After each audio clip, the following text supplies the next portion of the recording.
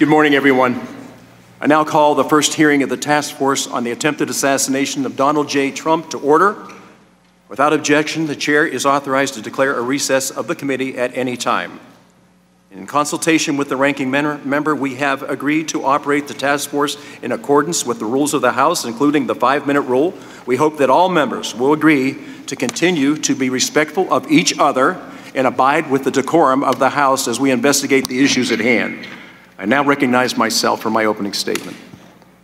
On July 13th in Butler, Pennsylvania, 20-year-old gunman Thomas Crooks came within inches of assassinating the former president and current Republican presidential nominee, Donald Trump. I will also say that in this room today, outside of local law enforcement, there's only one other person that was on the grounds that day, with my wife, with 3 of my grandchildren, and 1 of my sons.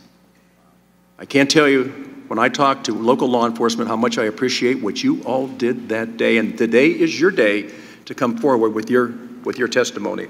Now, I, along with several members of my family, we were actually present at the rally in Butler when this shooting occurred. It's my hometown. I've lived in this community for more than 60 years. I grew up going to the Butler Farm Show because we, at one time or another, did farming, and we would take our animals there every time we had the farm show, and also played American Legion baseball at the fields beside the farm show. So this tragedy remains incredibly personal to me and to the entire community. This tragedy, and the very real threat to democracy of our nation, escaped that day. I think we realized it was entirely preventable. But because of failures by the Secret Service, the shooting was not prevented. Just last week, Acting Director Rowe said his own agency showed complacency. The day of the assassination attempt, Crooks scouted and identified weaknesses in the Secret Service's security plan, using both a drone and a rangefinder. Had security vulnerabilities not existed, it is entirely plausible he might not even have attempted the shooting and would have returned home. Unfortunately, we will never know for sure. What we do know is that the documents and testimony point to several fundamental failures on July 13th in the days leading up to the rally. It was not a single mistake that allowed crooks to outmaneuver one of our country's most elite group of security professionals. There were security failures on multiple fronts. To date, our investigation has identified three key factors. First, Secret Service planning, or perhaps more accurately, their failure to adequately plan created confusion among the agency's law enforcement partners. The Secret Service was not assertive on key decisions, like the placement of some of the units and delegating responsibilities. Secondly, the Secret Service did not close down public access or manage access to the grounds next to the rally site that were less than 150 yards from the stage where former President Trump spoke. Third, the security communications and command structure were not cohesive and did not allow for rapid decision-making. Information in a moment of crisis went through radio communications, text messages, and phone calls way too slowly. Second-hand reports were passed in a manner resembling the old children's game telephone. Altogether, these other failures led to a dysfunctional security situation that took the life of Mr. Comprador, injured two others, and nearly claimed former president's life. I will add to this what's not in my script. There was another life that day that was lost. The Crooks family lost their son. So whatever role he played that day, we must remember that at the end of the day, I believe this all could have been prevented. Now, in the hours leading up to the assassination attempt, crooks had a prolonged and unimpeded ability to scout the target and identify the most advantageous shooting positions. Even as Crooks was flagged multiple times for suspicious behavior, confusion surrounded law enforcement's responsibility to find and question him. Crooks operated in an unsecured area, as situational information about him was both delayed and limited. Former President Trump took the stage even as local law enforcement were escalating efforts to find a suspicious person. Evidence shows that in crucial moments after local police over radio reported that Crooks had a long gun on the roof and in a period of less than 30 seconds before shots were fired, the Secret Service could not process the information fast enough to pull the former president from the stage. I am going to do something here, but I think, Lucas and Sarah, that we believe the same thing. All we had to know, if we knew there was a suspicious person out there, and this, I think once you listen to this today, you're going to find out, why in the world would you let former President Trump go out onto that platform if you weren't sure it was secure?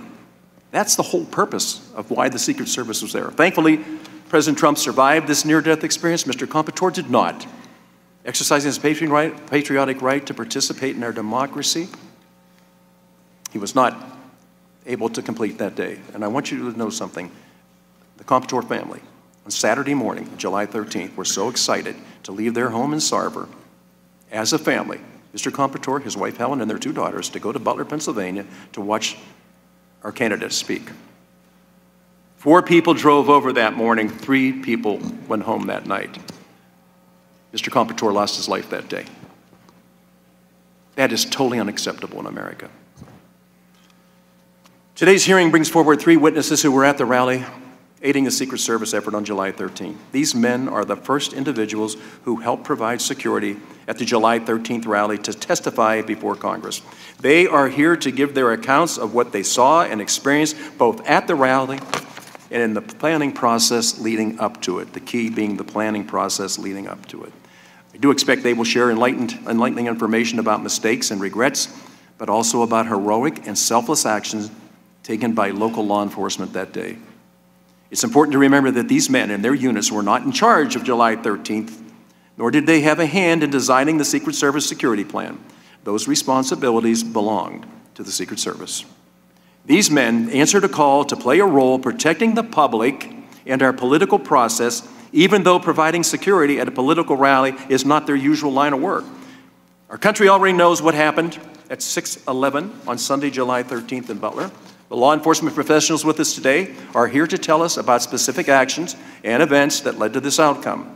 Testifying today, we also have the medical examiner who performed the autopsy on Thomas Crooks. He is testifying to answer questions about how crooks died and to hopefully put to rest some theories and doubts that often seem to follow high-profile violent events. Finally, our panel includes a distinguished retired Secret Service agent who played no role in the events of July 13th and is on this panel to provide insights into Secret Service protocols and practices.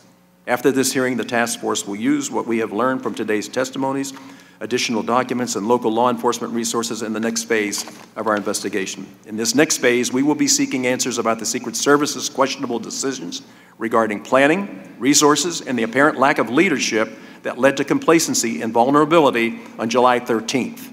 Since the task force added its first staff in August, following a unanimous 416-0 vote by this House of Representatives to establish this panel, we have led a thorough, fact-based, and bipartisan investigation. Our duty, as expressed in the resolution establishing the task force, is to investigate and present a report making recommendations by December 13th that address the Secret Service's security failures. This task force is fully on track to fulfill our duty. This hearing is not our last word or conclusion. It is a window for the public to see our important ongoing work. Finally, I want to take a moment to address former President Trump, who after September 15th has now decided in two assassination attempts, he's going to return to the Butler Farm Show on October the 5th. I want to personally commend the former president and his family for the incredible strength they have shown since July 13th. I can't imagine anybody looking at this and looking at it, and please separate the politics from all of this. This is a United States citizen running for a political office. He has a wife, he has children, he has grandchildren. Nowhere in our whole scope of government can we accept the fact that these people jeopardize or put their life in danger by running for a public office. It's totally unacceptable.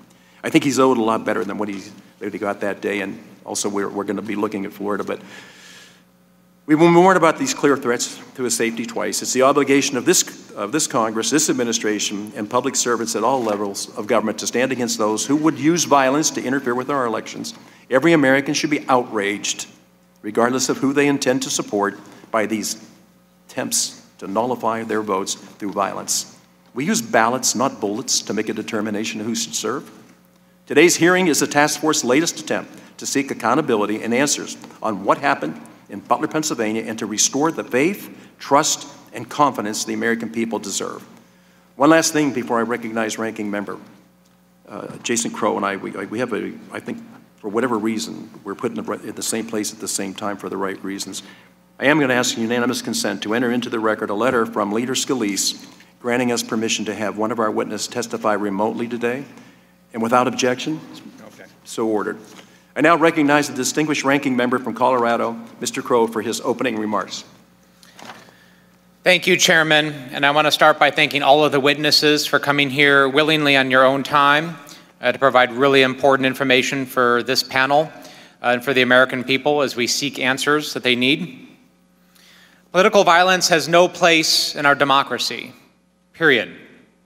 We must be united in our belief as Americans, not as Republicans or Democrats, that political disagreement is settled through rigorous debate, not violence. That is why this task force's investigation and today's hearing are so important. Since the establishment of this task force just 2 months ago, I have worked closely with Chairman Kelly to ensure that this investigation is and remains bipartisan. The members of this task force and our staffs are coordinating closely to ensure that we establish the facts of the security failures of July 13th so that we can help ensure that those failures never happen again. It is our hope that today's hearing will provide the public with critical insight into our progress. The Secret Service is a critical dual mission. First, the protection and investigations to ensure the safety and security of protectees, key locations, and events of national significance, and the investigation of crimes against the U.S. financial system committed by criminals around the world. Its protection mission operates, by the Secret Service's own admission, on a zero-fail mentality, as it must. While numerous other state and local law enforcement agencies were present leading up to and during the July 13th event, the Secret Service is ultimately responsible for the safety of its protectees, a mission that the Secret Service has had full-time since 1902. It is clear that the Secret Service failed on July 13th.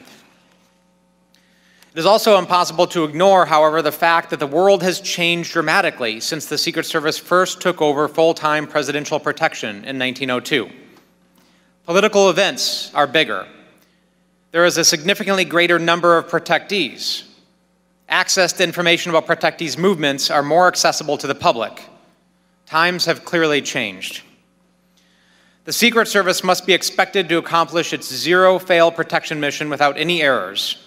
But Congress must also ensure that the Secret Service has the resources it needs to accomplish that mission. It has become apparent since July 13th that the Secret Service is stretched too thin. It takes years to create a Secret Service agent qualified to protect the president or a former president. Right now, there are simply not enough Secret Service agents. As a result, the Secret Service must rely heavily on Department of Homeland Security agents and other federal agencies whose responsibility may not primarily be personnel protection. The Secret Service also relies heavily on local and state law enforcement, particularly with large-scale events like July 13th. In the first part of this investigation, it has become clear that local law enforcement played a critical role in security on July 13th, and efforts by individual local law enforcement officers may have saved lives and prevented a far greater tragedy. It is also clear, however, that the communication between the Secret Service and local and state partners was disjointed and unclear. For example, there was no single command post for all law enforcement on site to receive and relay information. Given how critical the partnership is between the Secret Service and local and state law enforcement agencies, clear lines of communication are crucial. The Secret Service must do better. This task force has a solemn, urgent responsibility: uncover the failures and help stop them from being repeated. The American people deserve clear answers about what happened on July 13th. This hearing will provide the first pieces of what we learned, but make no mistake, this investigation is still early days and there is much more to do. I look forward to hearing from our witnesses and learning more about their perspectives on what happened, what went wrong, and how we might prevent these failures moving forward.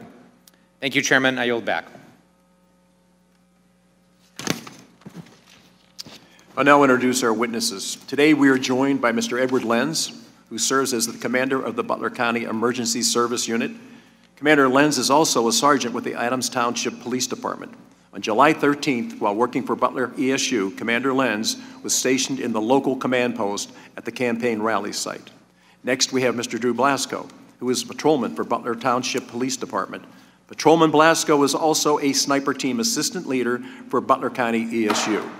On July 13th, while working for Butler Township, Patrolman Blasco was stationed with a Secret Service agent where former President Trump's motorcar arrived. Our third witness is Mr. John Harold, who is a lieutenant for the Pennsylvania State Police. Lieutenant Harold was the officer in charge for the Pennsylvania State Police on July 13th. Next, we have Mr. Patrick Sullivan, who has served over 40 years in federal law enforcement. He began his career at 18, working for the FBI. Then he joined the Secret Service as a special agent, where he served 23 years, retiring as a supervisor. Though he is retired and was not present on July 13th, he served on the Secret Service Presidential Protection Division for 4 years and conducted numerous advances, both domestic and foreign. His expertise will be helpful in context of how the Secret Service works with local law enforcement to ensure the safety of all protectees. Last but not least, we have Dr. Ariel Goldschmidt testifying remotely. Dr. Goldschmidt is the Chief Medical Examiner for the Allegheny County Office of the Medical Examiner. Dr. Goldschmidt conducted the autopsy of the would-be assassin, Thomas Matthew Crooks. We appreciate all of you for being here today. Before recognizing the witnesses for their testimony, I would like to remind them that their oral testimony is restricted to 5 minutes in length. If you see the light turn red in front of you, it means your 5 minutes have concluded, and you should try to wrap up your testimony as quickly as possible. Will the witnesses please stand and raise their right hands? Do you solemnly swear or affirm that the testimony that you are about to give is the truth, the whole truth, and nothing but the truth, so help you God? Let the record show that all the witnesses answered in the affirmative. I now recognize Commander Lenz for his 5 minutes opening remarks. Commander, thank you for being here today.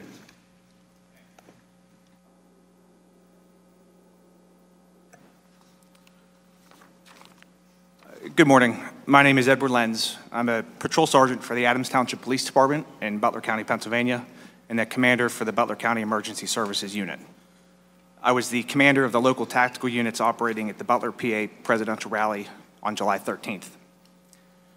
Butler ESU was initially requested to assist the U.S. Secret Service at the Butler rally by providing 2 counter-assault teams and a quick reaction force. Later, 2 sniper teams were added to that request during the planning process. We were assisted at the Butler rally by the Beaver County Emergency Services Unit, the Washington County Regional SWAT Team, and pre-hospital staff from Allegheny Health Network. Beaver ESU provided a 2nd armored vehicle with a counter-assault team and 2 police snipers.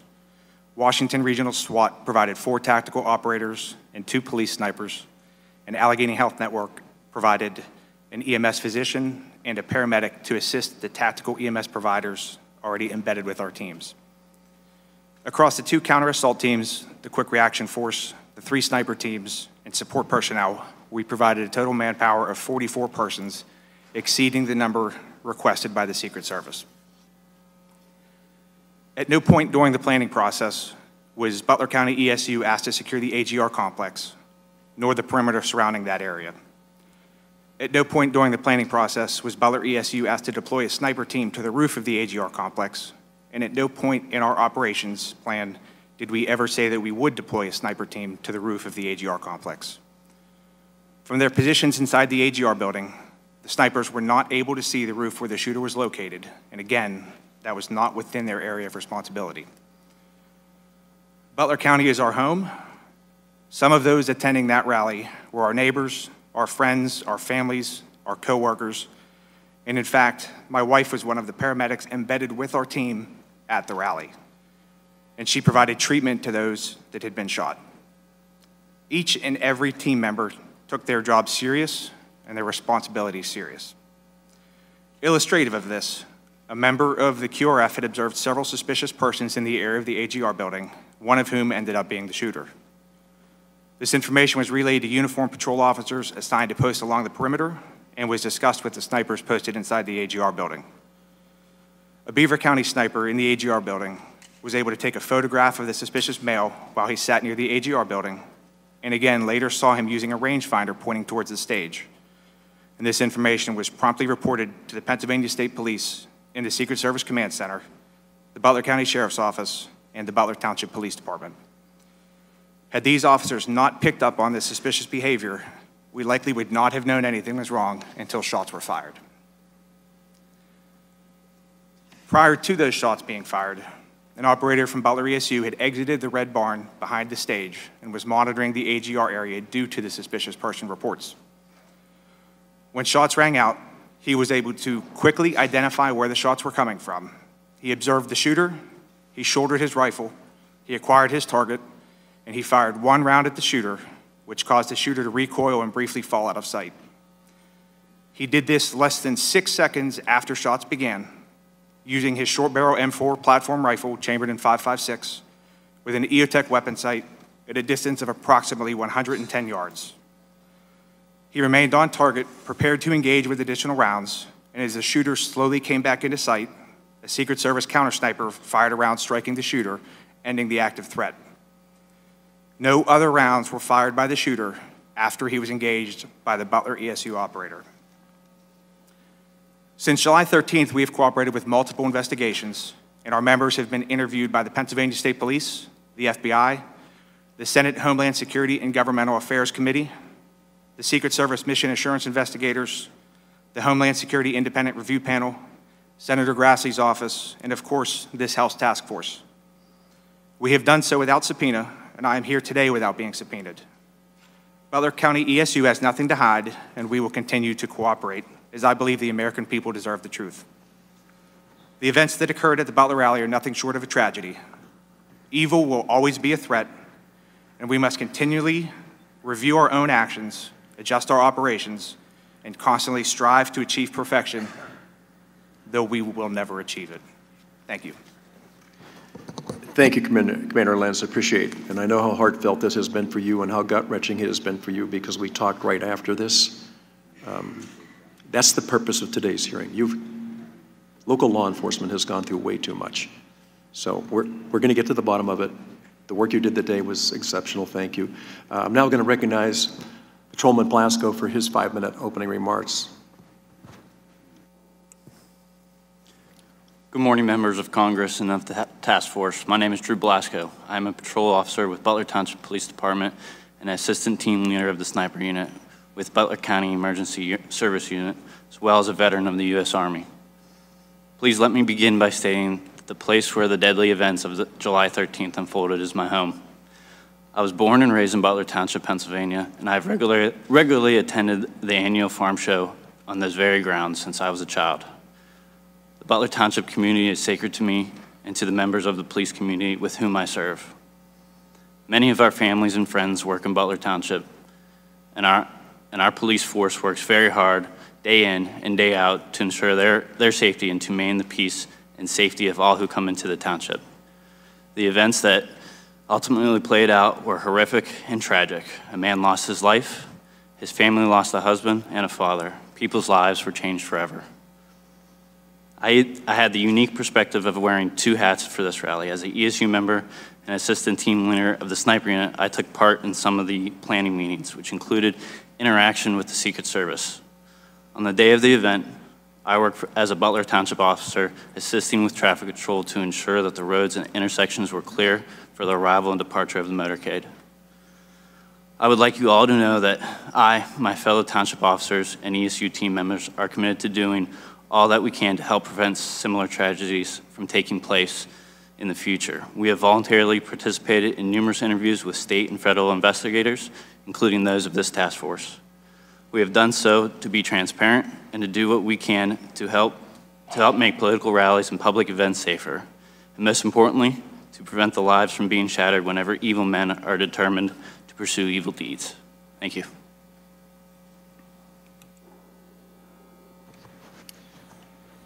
Thank you, Mr. Blasco. Now recognize Lieutenant Harold for his 5-minute opening remarks. Lieutenant Harold. Chairman Kelly, Ranking Member Crow, and members of the House Task Force.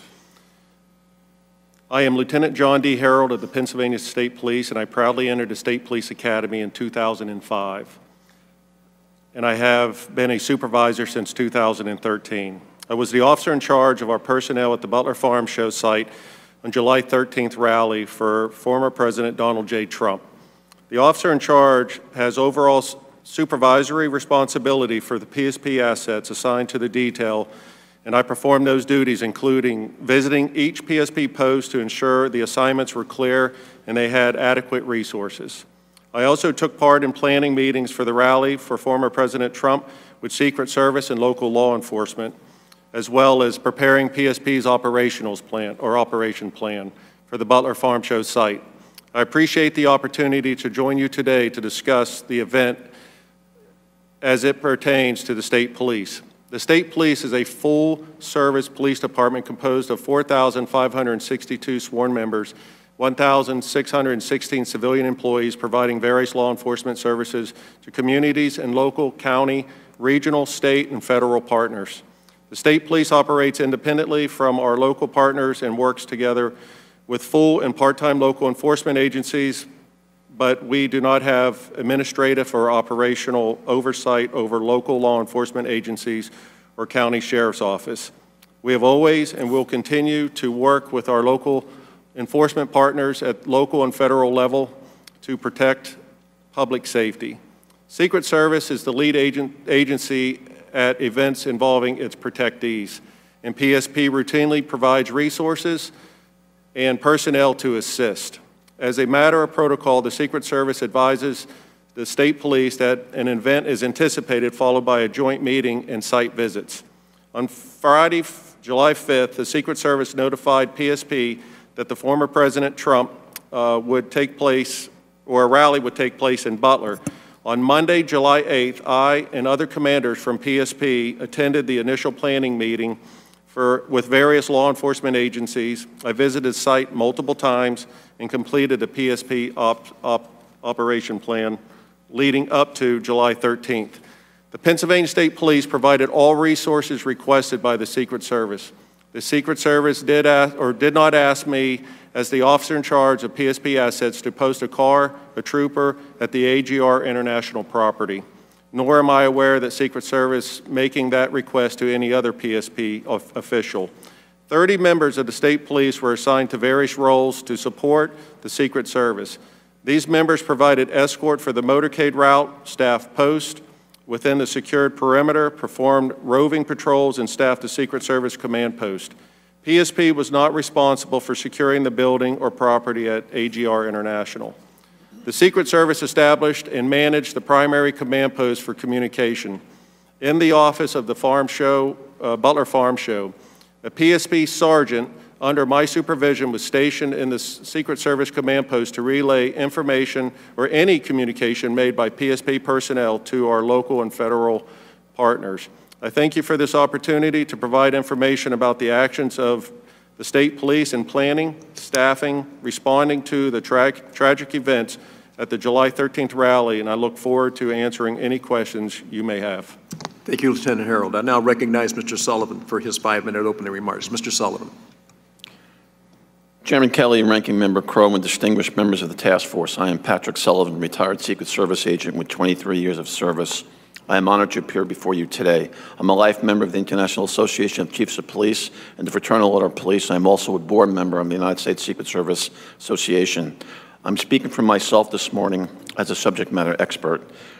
The information that has come to light so far regarding the security failures in Butler is shocking and infuriating. However, I am very, very proud of the bravery of the agents who put themselves in harm's way to save former President Trump and the skill of the counter sniper that neutralized the incoming gunfire with one shot. I served as a Secret Service agent in many investigative, protective, and supervisory assignments. Make no mistake, the Secret Service cannot function without the assistance of its state and local law enforcement partners. I truly believe the men and women of the Secret Service have the most difficult and unforgiving job in law enforcement. It is a zero-fail mission. I have the utmost respect for those agents, uniformed division officers, and staff who are currently facing the challenges. For a presidential visit, the Secret Service must provide 360-degree coverage to include the sky above and the ground below. The Secret Service establishes an inner, middle, and outer perimeter. I will now discuss a typical Secret Service advance for a presidential visit in the United States. Prior to July 13th, what follows was only provided for the president. It's my understanding that these advance procedures are now being used to protect President Biden, Vice President Harris, as well as former President Trump. The President's staff informs the Secret Service about the date and location and itinerary for a trip. The protective detail then notifies headquarters and the Secret Service field office where the visit will occur. The field office then notifies the relevant state and local law enforcement agencies and schedules a police meeting. It is at the police meeting that the state and local law enforcement agencies meet the Secret Service advance team and learn about the trip. Counterparts for the Secret Service advance team and local police are identified. The Secret Service advance team usually consists of the following: a lead advance, site advance, airport, motorcade, protective intelligence, counter-assault team, counter-sniper team, magnetometer, counter-surveillance unit, and technical advance components to include unmanned aerial surveillance. After the counterparts are identified, the police and Secret Service work together on their assignments to develop a security plan for their site. They will jointly determine the assets needed to secure the site. The Secret Service personnel doing the CAT and counter-sniper advance will also work closely with the local police SWAT personnel to craft a tactical response plan. The Protective Intelligence, or PI advance, works with the local police and other federal agencies to investigate any threats or threat-related information. The site agent, in consultation with the lead advance agent, reviews the site security plan and presents it to the field office supervisor and protective detail supervisor for concurrence. The lead advance agent is responsible for ensuring all protection activities are coordinated and in sync. This includes ensuring all components communicate and respond appropriately during an emergency. Usually there will be one overall command post for the visit, with each site having a security room, a scaled-down version of a CP. The Secret Service lead and site agents do not have direct command or control of the state and local police officers. Off-the-record sites are handled differently than most on-the-record movements. The Secret Service does not know the President intends to visit a location until shortly before. The Secret Service will have a site agent conduct a brief advance to ensure that there are no apparent security concerns. Additional security measures are put in place after the President arrives. In closing, I would like to suggest Congress consider expanding the statutory authority of the Secret Service to ensure the agency can make the most informed decisions possible. The United States is facing a hyper-dynamic threat environment, and the Secret Service must be certain it is receiving all relevant threat information. The failure of most Secret Service personnel in Butler to be informed about the specific threat facing former President Trump stands out. Currently, there is no statutory requirement mandating federal, state, and local agencies must report to the Secret Service information concerning threats against the president or other protectees. There are agreements in place and memorandum of understanding to allow the transfer of such information, but no legal mandate to do so. In my opinion, the law must clearly state such information must be immediately provided to the Secret Service to take whatever steps it deems necessary to conduct an investigation and follow-up. For example, the FBI has exclusive jurisdiction to investigate a conspiracy to assault or kill the president before the attack takes place. Since the Secret Service is responsible for protecting the president, it should be part of all such threat investigations so it can take appropriate steps to prevent an assassination. And finally, the FBI has authority under current law to seek the assistance of any federal, state, or local agency, including the military, to help investigate an assassination or assassination attempt after the fact. I believe the Secret Service should have similar authority to call for such assistance to prevent an assassination or assassination attempt. That concludes my statement. Thank you very much. Thank you, Mr. Sullivan. I now recognize Dr. Goldsmith for his 5-minute opening remarks. Now, the witness is going to be testifying over the phone, right? Okay. Dr. Goldsmith, please. Good morning, Chairman Kelly, Ranking Member Crow, and distinguished members of the task force. My name is Dr. Ariel Goldschmidt. I'm the Chief Medical Examiner for Allegheny County, Pennsylvania. On July 13, 2024, after the attempted assassination of former President Trump, I, through my staff, reached out to the Butler County coroner, Bill Young, to offer our assistance if needed. Later that night, our assistance was accepted by Butler County, and arrangements were made to transport the bodies of Thomas Matthew Crooks and victim Corey Dean Comparator to our office. Our office wasn't involved in the transportation of the decedents. However, once they were transported to our office, the required chain of custody work was processed. The following morning, July 14 at 9:15 a.m., I began Mr. Crooks' autopsy with the assistance of other technicians named in my report. Prior to the autopsy, the body was x-rayed. Major handprints were obtained by the FBI Major Incident Program Manager, Brian Johnson, and gunshot residue test samples were collected by autopsy technician Lauren Moran. My involvement in the case was limited to the autopsy, in which I determined that Thomas Crooks died as a result of a high-velocity gunshot wound to the head with an entrance wound of the left upper lip. I had no reports from or involvement in the investigation into Mr. Crooks' motives or actions, crime scene evidence, or other outside evidence as part of my work. Items of evidentiary value collected during the autopsy were transferred to the custody of the FBI. Once I received the results of toxicology testing, which was performed by our laboratory, I completed a written autopsy report, which was signed August 5th and delivered to Butler County. Our office's involvement in the case concluded on July 22nd, 2024, when Mr. Crooks' body was released to a funeral home pursuant to the directives of the Butler County coroner.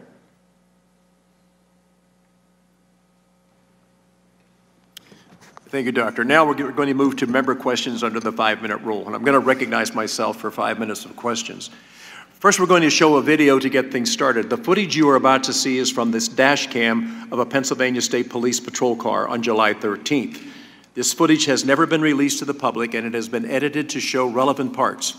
The video, as you will see from the timestamp in the upper right-hand corner, begins at 18:08 or 8 minutes after 6 p.m. In the first 12 seconds of the video, you will see a figure circled in red crossing the roofs of multiple AGR buildings. This man is Thomas Crooks. You will then see the patrol car begin moving toward the AGR buildings, and we lose sight of Crooks, but about 19 seconds into the video, he reappears. Again, we have circled him in red before we lose sight of him at about 20 seconds later. Now, we cut the video for length so it picks up at about a minute and a half later at 6:10 p.m. and 38 seconds. Here you will see law enforcement around the AGR building. At this point, all law enforcement entities staffing the rally are aware that there is an individual on the roof of AGR, but they do not know he is armed. Behind the trees, you will see one officer attempting to lift another officer up onto the roof, and you will see that officer pull himself up and look to the left. According to that officer's interview with the task force, he sees Crooks with the long gun, and Crooks turns and points the weapon in his direction. The officer then falls to the ground, injuring his ankle, and radios that the man on the roof is armed at 11 minutes after 6. That portion of the video ends here. We know that the first shot from Crooks is fired just 32 seconds later. We will play the video now.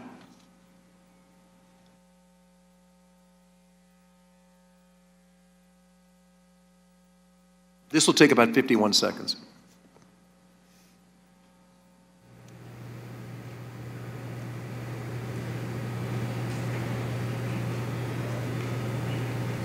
There's no one in.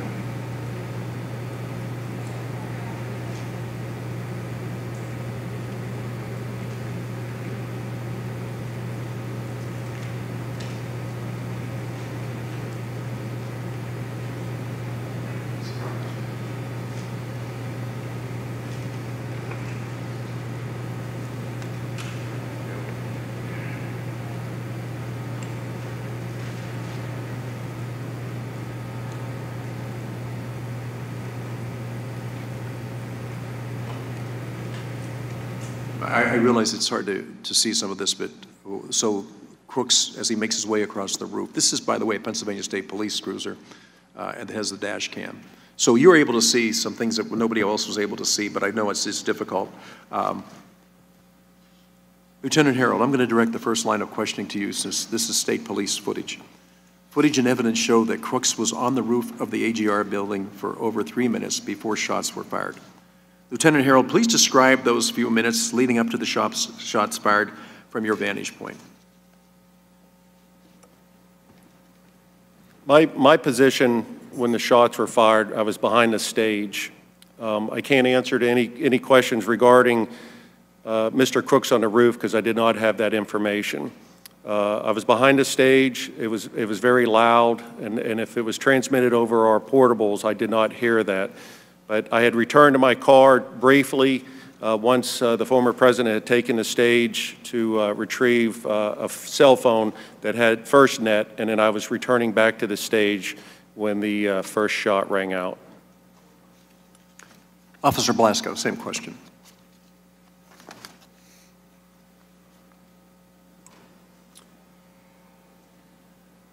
At that time, I was at Brady Paul, and I was working my way over to the AGR building to assist other Butler Township units with looking for Crooks. As I got to the water tower, I parked underneath the water tower and began to make my way to AGR. That's when the shots rang out.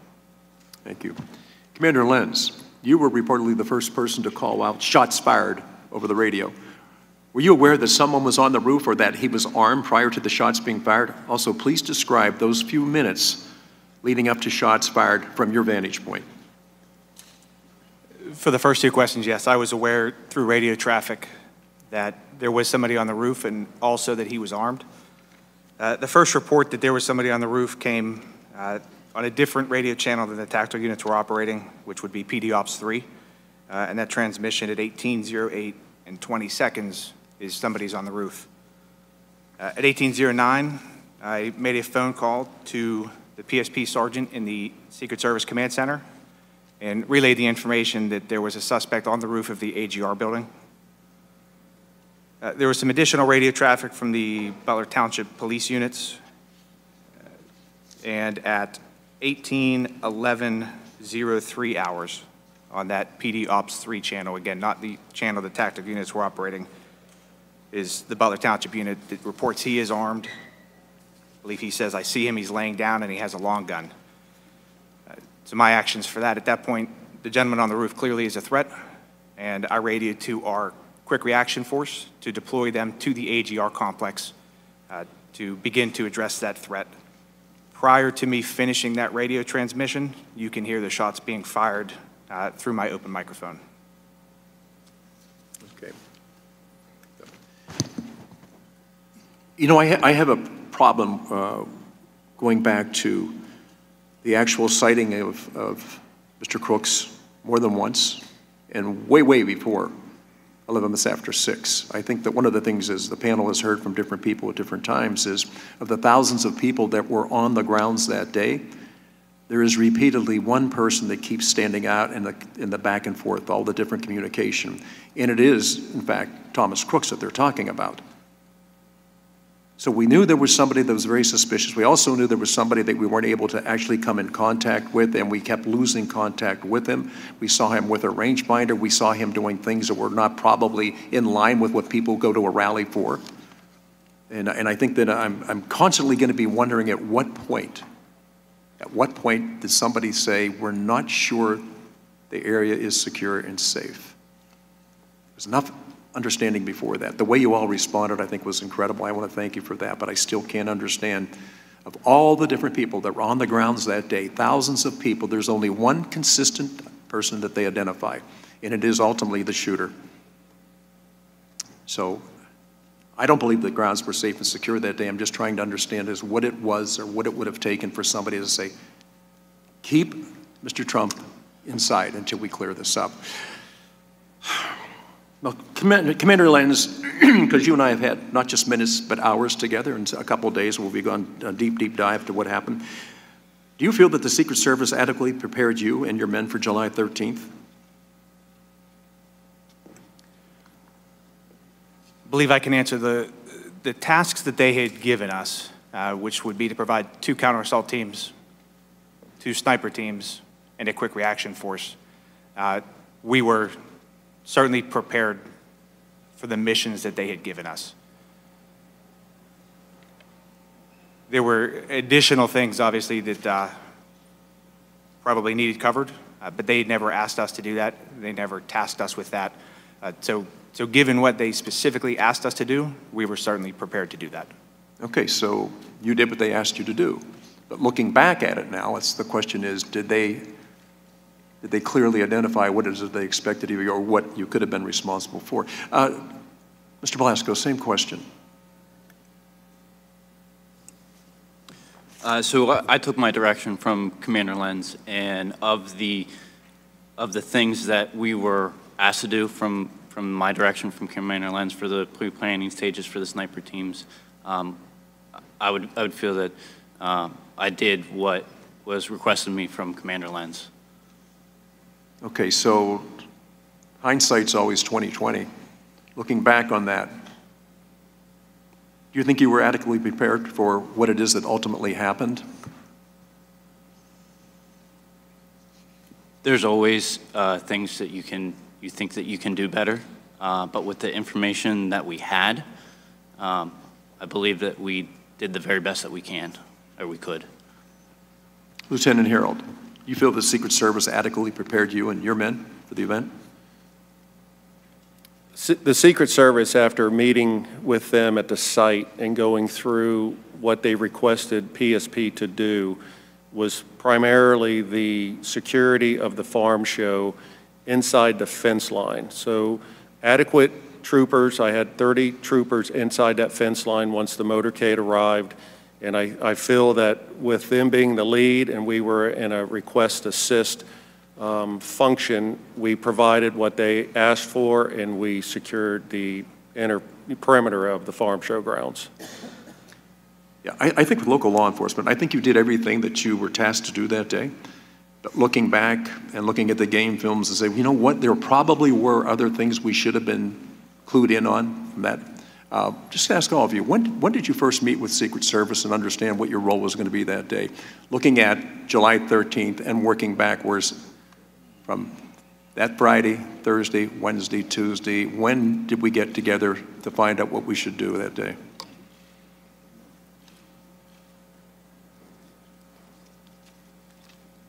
So for Butler ESU, our first contact from the Secret Service was Friday, July 5th at 1:55, and that was a phone call asking for assistance with the upcoming Butler rally.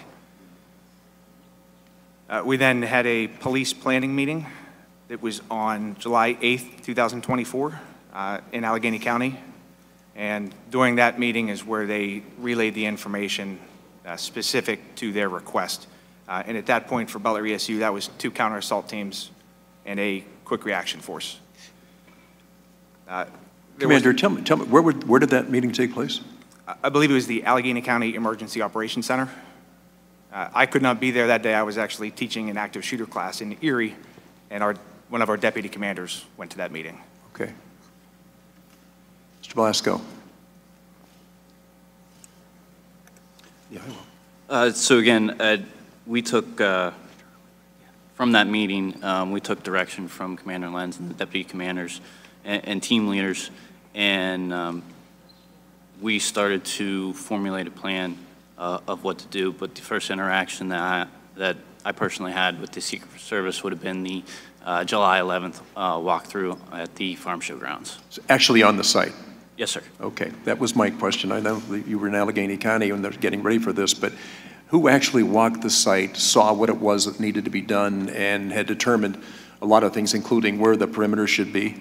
I would think that would be I would supposedly that there would be a lot of coordination between the local law enforcement, the Secret Service, and Homeland Security, who visited that day, to prepare for that event. I want to thank you all for being here today in your testimony. I'm now going to have Mr. Crow has his turn. Thank you, Chairman. Mr. Sullivan, I wanted to start with you for a moment. I served in the Army before coming to Congress, and one of the principles of operations, as Mr. Blasco, I'm sure, is familiar, is you have to have unity of command and you have to have effective communications. Without unity of command and effective communications, a unit cannot operate. So one of the things I'm struggling with is this idea that there wasn't a single unified command station on site. The Secret Service did not establish that. Is that atypical in your experience? Would there normally be one command and control station to unify command and communications? Yes, that's very atypical. I am very surprised. Normally there will be an overall command post for the entire visit. Then each site will have what's called a security room where radio traffic pertinent to that individual site is controlled. And the command post, the overall command post, should be the state, local police, Secret Service, and other federal partners that may be assisting. So this is very unusual that the way it turned out here at this site. Do you have any sense in this instance as to why that might occur? Are there instances where when you're conducting an event, you would do multiple command posts, or can you not see why that would be the case? Well, it's a misnomer, Congressman. The multiple command posts, the Secret Service always has security rooms at individual sites, and they may be termed a command post, but it's really a mini command post. There should be just one overall command post. Then each site has their own kind of communication center where information relative to that site will be transmitted. For example, the airport agents or security there really are not concerned what's happening at the other sites because they're only concerned about the airport. So there'd be a security room just for the airport site. It's probably safe to say that time and speed is really important, right? Because the idea behind that, and I don't mean to put words in your mouth, but the idea behind that is if there's something identified as being wrong, a suspicious person, that has to be very quickly communicated, right? Yeah, this is how it should happen. The protective detail is on one specific frequency, Secret Service frequency, and only the protective details on that frequency. The post standers are on a second frequency, and the tactical teams are on a third frequency, but the other tactical teams monitor all three frequencies at the same time. So if something happens, it's at the security room's responsibility to immediately get on the radio on the details frequency and say, there's an issue, remove the protectee from the stage or cover and evacuate. That's what's supposed to happen. And that's what's drilled into every Secret Service agent. There has to be, because the detail agents, don't forget, they can't listen to all the other traffic. They have to be rock solid on protecting the president or the presidential candidate. So their frequency is just for their individual movements. So in this instance, based upon what you know and what you heard from Commander Lentz and Mr. Blasco, a suspicious person was identified with a rangefinder. Pictures were taken of this person moving around a building, so much so that it drew the attention of one of the sniper teams who took pictures of it. If that information had been effectively communicated to the FBI, or if the FBI, I guess to rephrase that, had set up a communication system and a command post to receive that information, would that have been a situation where you would say the protectee shouldn't go on stage until we resolve this? Congressman Crow, you mean the Secret Service, not FBI? Yeah, I'm sorry, yeah, Secret Service, right. Yes, sir.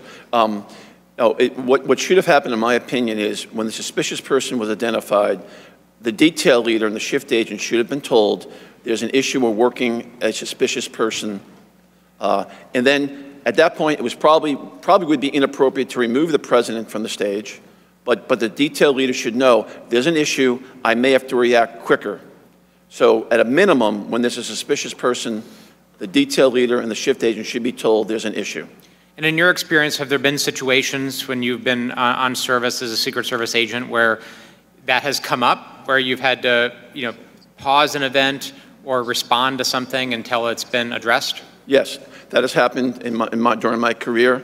I've never had a dramatic situation where we had to remove the president from the stage, but we've had situations where the shift agents are told, we got a situation, there's a suspicious person in the front row. And then you have to mitigate that. Usually the protective intelligence team will then come, take that person and conduct an interview, remove that person from the rope line, as an example, and you don't have to take the president off stage or interrupt the president's movements. I want to turn briefly to the effective deployment of snipers. So, Acting Director practice for the Secret Service to position counter snipers from the vantage point of the protectee looking out. And in fact, in this situation, that is where the Secret Service sniper teams were. They were sitting above the platform looking out. The employment of the local law enforcement, the Butler County ESU sniper teams, was outside looking in. So not looking at rooftops, not looking at lines of sight or lines of fire, but their mission, as they were told, was to look at the crowd, and a crowd of several thousand people, and to try to identify issues within the crowd. Is that atypical? I don't know, Mr. Crow, if that's atypical. I'm very familiar with the our counter-sniper operation in the Secret Service, and that they do set up their position for a line of sight to the stage, show a potential assassin, what type of shot can a potential assassin make against the president, and counteract that. Generally speaking, the observation of the crowd is the responsibility of the poststanders or police officers that are posted in the crowd. Because the theory being, everyone in that crowd has already been screened. So it would be very difficult for someone to get a weapon inside the secure area already. So the idea that there would be, a gunman, not to say that it's not impossible, but there would be a gunman in the crowd, that a sniper at a distance would be able to identify and take an effective shot, seems very unlikely. It seems highly unlikely, in my opinion. Again, the threat at that point, from the counter-sniper perspective, is outside the perimeter, in the area that is outside where the magnetometers are set up. And that's the reason why you have the counter-snipers. Because the theory being, inside that perimeter, the people have already been screened, and to a high degree of certainty, there is probably no weapons inside the secure area. Thank you. Commander Lenz and Mr. Blasco, did that mission seem unusual to you, that you were outside looking in at a screened crowd? It did not. We didn't receive any direction from the Secret Service as far as how they wanted our sniper teams to deploy or what their actual mission would be.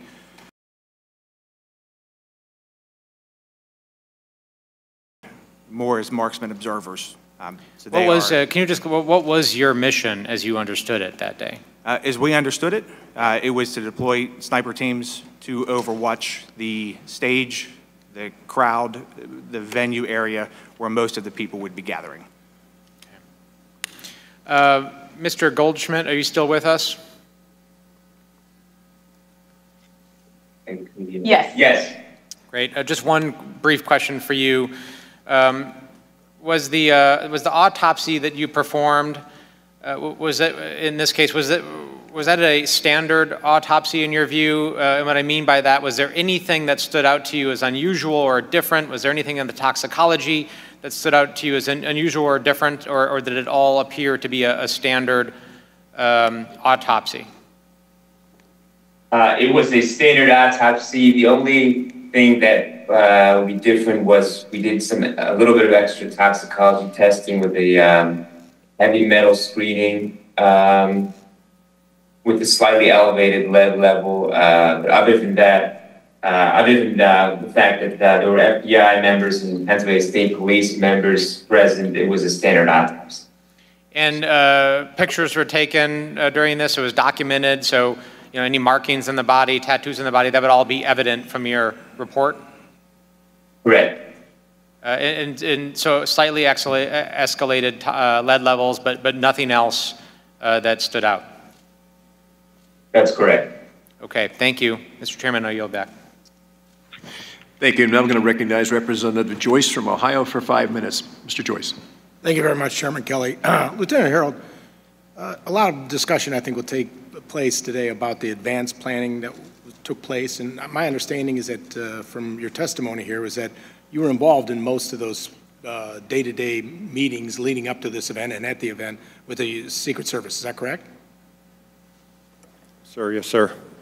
And so could you go through that, like, on what was the first day you met with them, and then what did you discuss? And did the Secret Service, to your understanding, when they come in and take over a site, they're in charge of the site, and then they're helping, you are assisting them, and they're telling you, you tell them where people are going to be, the local folks who are there going to be, and they're basically in charge and know all those things ahead of time, where everyone's supposed to be, correct? That's correct. Did you have the opportunity then to understand that when the Secret Service came in, that they were telling the local folks, this counter sniper group, and I believe Mr. Blasco, that it was at the end of the day, it was the Beaver County sniper team that was in the HR building? It was both Beaver and Butler, sir. Okay. Did Secret Service ever talk to the Beaver County sniper unit? Not to my knowledge. And they were there that day in charge of this operation. Secret Service never talked to them? Correct. Thank you. So going back to you, Lieutenant Harold, the day of or day before the event, do you have a walkthrough with the Secret Service? I had 2 walkthroughs at the site. There was a walkthrough on Tuesday. It was just a brief to get familiar with the property. We went back to the barracks. We pulled up an image of the farm show on a smart screen TV. We drew the fence line, spoke a little bit. The main meeting at the site was Thursday, and it was with the same 3 Secret Service agents. I was with 2 other PSP commanders. We walked the site starting at the main gate. We went clockwise around and looking at my ops plan, wherever there's a dot or a number, that was a stationary patrol. And then basically when we got near the end and I had everything that they had requested, I was informed by my Area 1 commander that if we needed additional troopers that we could pull from surrounding troops. But after the request and the assignments that was given to us from Secret Service, I had plenty. I covered all the posts and I had additional roving troopers inside the venue. So that was primarily the main meeting that we had with Secret Service was on Thursday, and then I completed the ops plan and had it forwarded out by 1,500 hours on Friday. So that was 2 days before the event. No walkthrough the day of, no walkthrough the day before. There was no walkthrough. I spent a little bit of time there Friday evening. There was an incident between Secret Service and the campaign. I was on my way home. I live across the street from the farm show, so I stopped there to see what the issue was. I ended up staying there until about 8:30 p.m. that night. So I did have some other interactions with Secret Service there on Friday, and then even some early communication with the campaign and Secret Service the morning of and during the event on July 13th. What was the issue? The issue was there was a campaign. We didn't know who it was at first. There was a vehicle that was parked, and one of the Secret Service agents had approached this person, and I think the individual was rude to the Secret Service agent and then got out of the car and just walked away. So I had a trooper there go up to the PA system, page the registered owner of the vehicle, and I gave them so many minutes to return to their vehicle or I was going to tow it. Okay. So. Mr. Sullivan? Were you ever personally on a Presidential Protection Detail? Yes, sir, for 4 years. Okay, when was that? It was 2 years with President Reagan and 2 years with First President Bush. Oh, God bless. What kind of training did somebody on a PPD have? We had extensive training. We came through the normal Secret Service training, Federal Enforcement Training Center, the Secret Service Training Center in Beltsville, Maryland.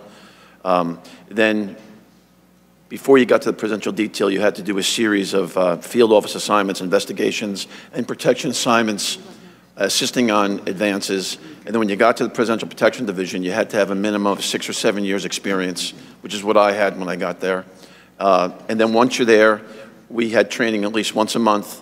We had to shoot our firearms once a month, and we went to Beltsville, the Riley Training Center, at least once a month for, we call them attack on principles, AOPs, where you go through routine and events that might happen, then all of a sudden you'd have an attack on the person who was acting as the president to test your response skills. So it's very, very intense training. I appreciate that, sir. Our Acting Director Rowe has said that we need a paradigm shift, and we need to be changed from one of being reactive to one of readiness. Now, what does that even mean? Well, I think it means that the Secret Service needs to shift how we do business, but I'll harken back to my testimony. To me, like shift, from back to all the work that was done to prepare you for President Reagan and President Bush to the lack of that work being done now? No, sir, that's not what I mean. I think there's a certain, I don't know what words actually come to mind, but agents are exhausted now. The campaign really, really takes a lot out of them. And I think they don't have enough resources, Secret Service does not have enough personnel and resources to give people the breaks that they need. But also, let me say though, Congressman, when we say about the paradigm shift and going from a reactive mode to a readiness mode, it's really being proactive. And I'll harken back to my testimony. When would you not be proactive when you go out into a situation like that? You're always looking for points of attack, correct? Yes, from the physical protection aspect, but I'm talking the overall agency. I'm talking about the physical protection. When you were in PPD, when you were out there on the field, if you saw somebody in the line of sight or the day before in a walkthrough and you saw problems with line of sight, what would you do? I would have had those mitigated, or else I would have talked to the supervisor and said, it's not safe for the president to come. Correct. How would you mitigate it? You could have banners, you could have buses, you could have trucks. There are a lot of ways to mitigate it. But however, to me, the simplest way to mitigate the building there outside the fence line in Butler was to post it. If you had police officers on the outside of the building, or agents, no one could have got up to the roof. My understanding is that there was some type of vehicle that was supposed to be posted there to block that line of sight. When you came out and you were in charge and you didn't see the vehicle there, you still let the president come out? Well, I didn't do the advance, and I don't want to second guess the people there. But I'm asking you, since you're here on their behalf, I'm asking you, Mr. Joyce. You would have let the person come out? Mr. Joyce, I would have taken the steps necessary.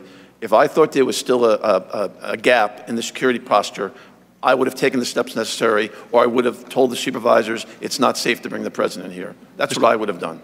Mr. Joyce. Thank you very much. I know I exceeded my time. I wish we had a lot more time to do this. I mean it because I think you're onto something that we really need to know. I'm not Mr. a Priya, chairman, you are so I now don't get recognized for extra 5 time. minutes. Thank you. Yes. Thank you, Mr. Chairman. I just want to welcome our witnesses today. You're all real-life heroes, and you acted with bravery on July 13th, and for that I thank you on behalf of the American public. I'm also grateful that former President Trump was not seriously injured, but several families were. Their lives have been changed, and for them I have nothing but my deepest sympathies.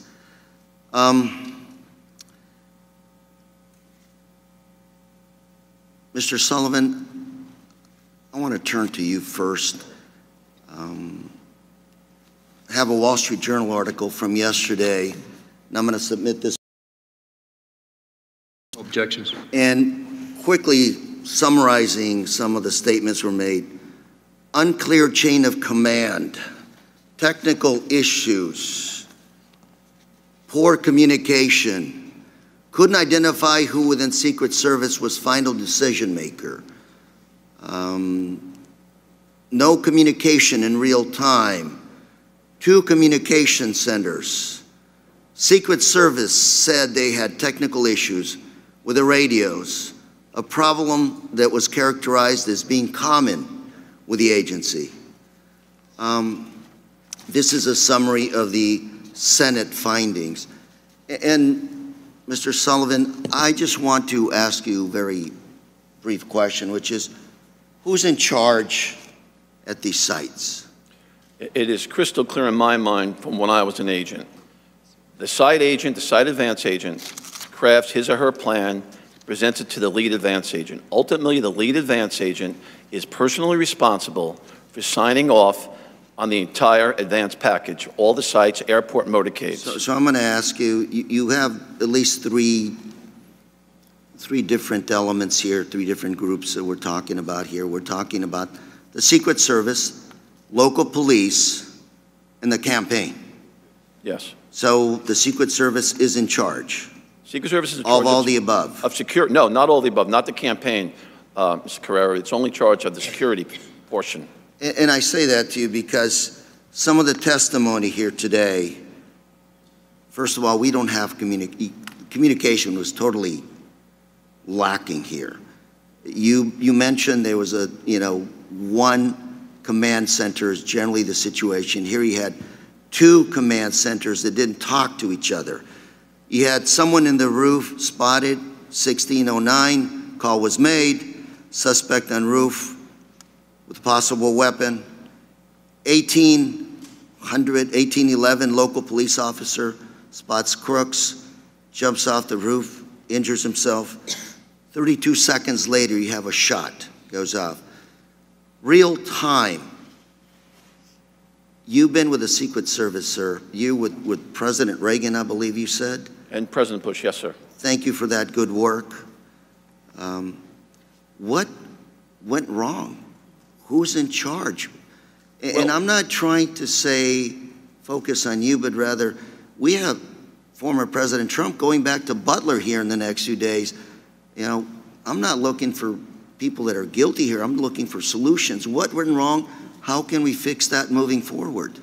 Well, what went wrong here is there was a breakdown, and I'll explain one more time, Mr. Carrera. The site agent reports to the lead agent. The lead agent is responsible. He or she is responsible for the entire advance package, and then that's presented to the field office supervisor and the detail supervisor. Are we being lax here? Because Secret Service is an elite group of Americans, done an excellent job of protecting our presidents. And here today, you described to me, who's in charge, at least for the locals and Secret Service and not the campaign. But is there somebody there who has the authority to say, this doesn't look good, pull the candidate off the stage, this situation is beyond my control, or it doesn't look good, cancel this thing, move to a safer ground? Is there somebody there that has the authority to tell all three elements, this is not good, let's move on? Yes.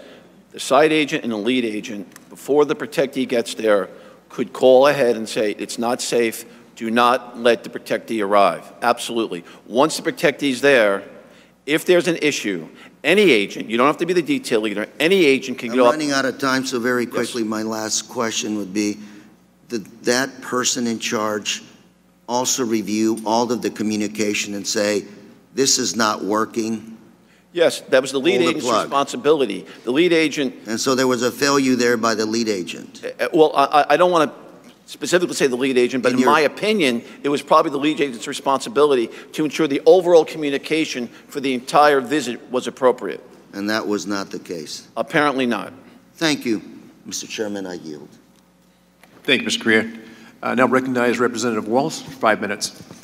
Thank you, Mr. Chairman, and I think I share everyone's condolences for the Compatore family, for the Copenhaver family, for the Dutch family that are dead and suffering because of these failures. And thank you all for your service. Every day you wake up and put that badge on to keep us safe.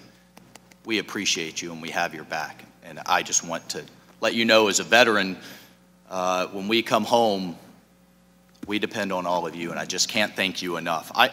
Commander Lenz, Lieutenant Harrell, I want to take a step back again, back to the planning. and really the threat profile that President Trump is facing that is unprecedented in modern American history. Commander Lenz, Lieutenant Harrell, were you made aware that Iran has ongoing assassination plots against President Trump that are active and ongoing right now as we speak, including to the run-up? No. To July 13th?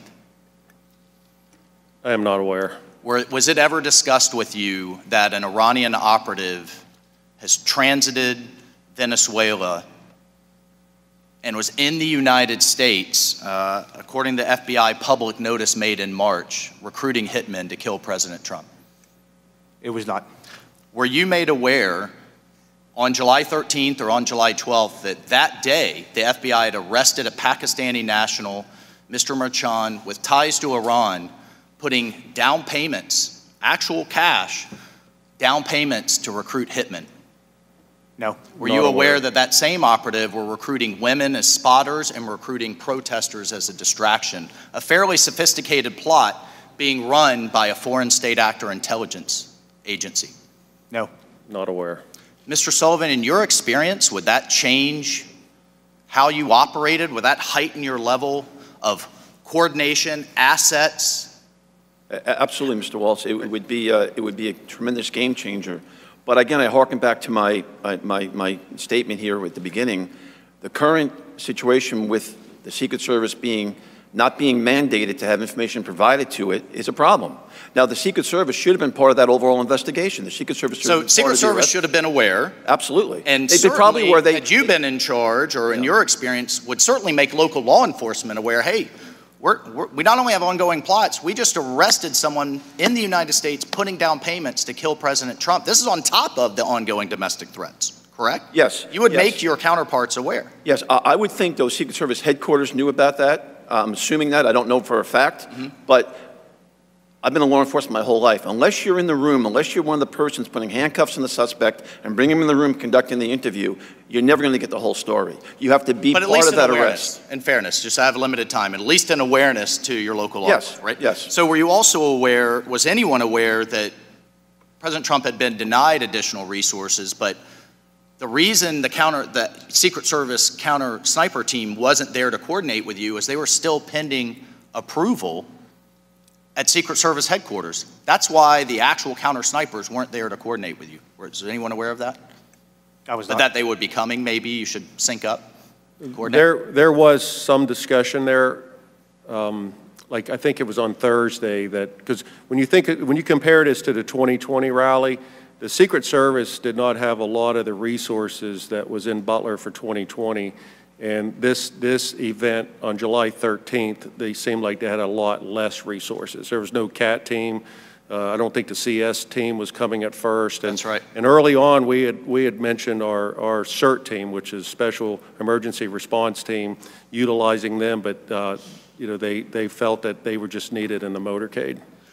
So it was clear, heightened threat, you're not made aware, a lot less resources from the service. In addition, in terms of Secret Service post standards, 12 were allocated to Dr. Jill Biden's event in Pittsburgh, only 3 allocated there, making them highly dependent on you all.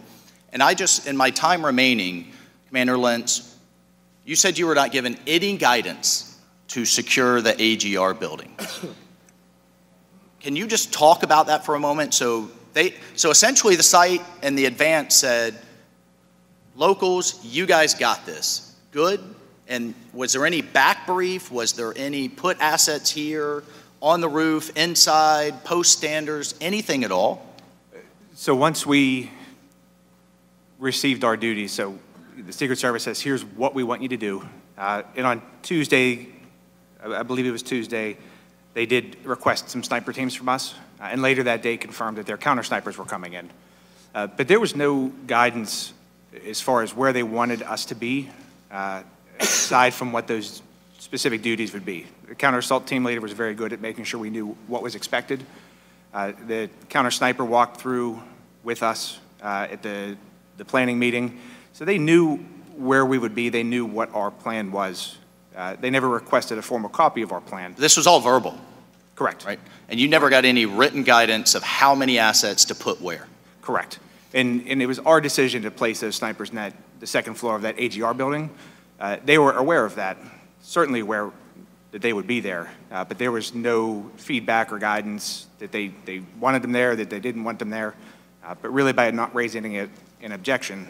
And Mr. Sullivan, should that guidance have been provided? Absolutely, absolutely. No question about it. And if you had additional Secret Service assets, would you have put the AGR building within the protective perimeter and the see-through chain link fence that anybody could have approached within yards of the stage? Would you have put that inside the perimeter with additional resources? With additional resources, you could probably put that building inside the perimeter, but from my understanding, with the resources they had, the decision was made to put that building outside the perimeter, but it still could have been secured with post standers to prevent someone from getting on the roof. So this was a lack of resources decision from Secret Service headquarters. If they had had it, you would have done it differently. No, Mr. Walsh, I don't want to say that. I wasn't there, but if the Secret Service had the resources, it would have been easier probably putting that within the secure perimeter, and then everyone going into the building would have already been magged and screened. But, I mean, you have to take that on a case-by-case basis. Every site's different. But at this point, you could go up to that fence without being magged or screened. Yes. That's correct. Thank you, sir. Thank you, Mr. Chairman. Yes, thank you. Ms. Dean, you're recognized for 5 minutes. Thank you, Mr. Chairman, and I want to thank all of you for coming and being willing to assist us in trying to get at the facts of what happened, what went right, what went wrong. And I offer you my thanks for your service to community and to country, but I also want to say I'm sympathetic to your losses that day and the stress and trauma that it put on you and the entire community. I had the opportunity, I'm going to ask that the map be brought up. I and many others on this panel had the opportunity to do a site visit at Butler. Is that okay? Thank you. Oh, I'm sorry, you don't have to hold it. Excuse me 1 second. Where's AGR? Right here. And what struck me, and I think most of us, was the proximity of the place.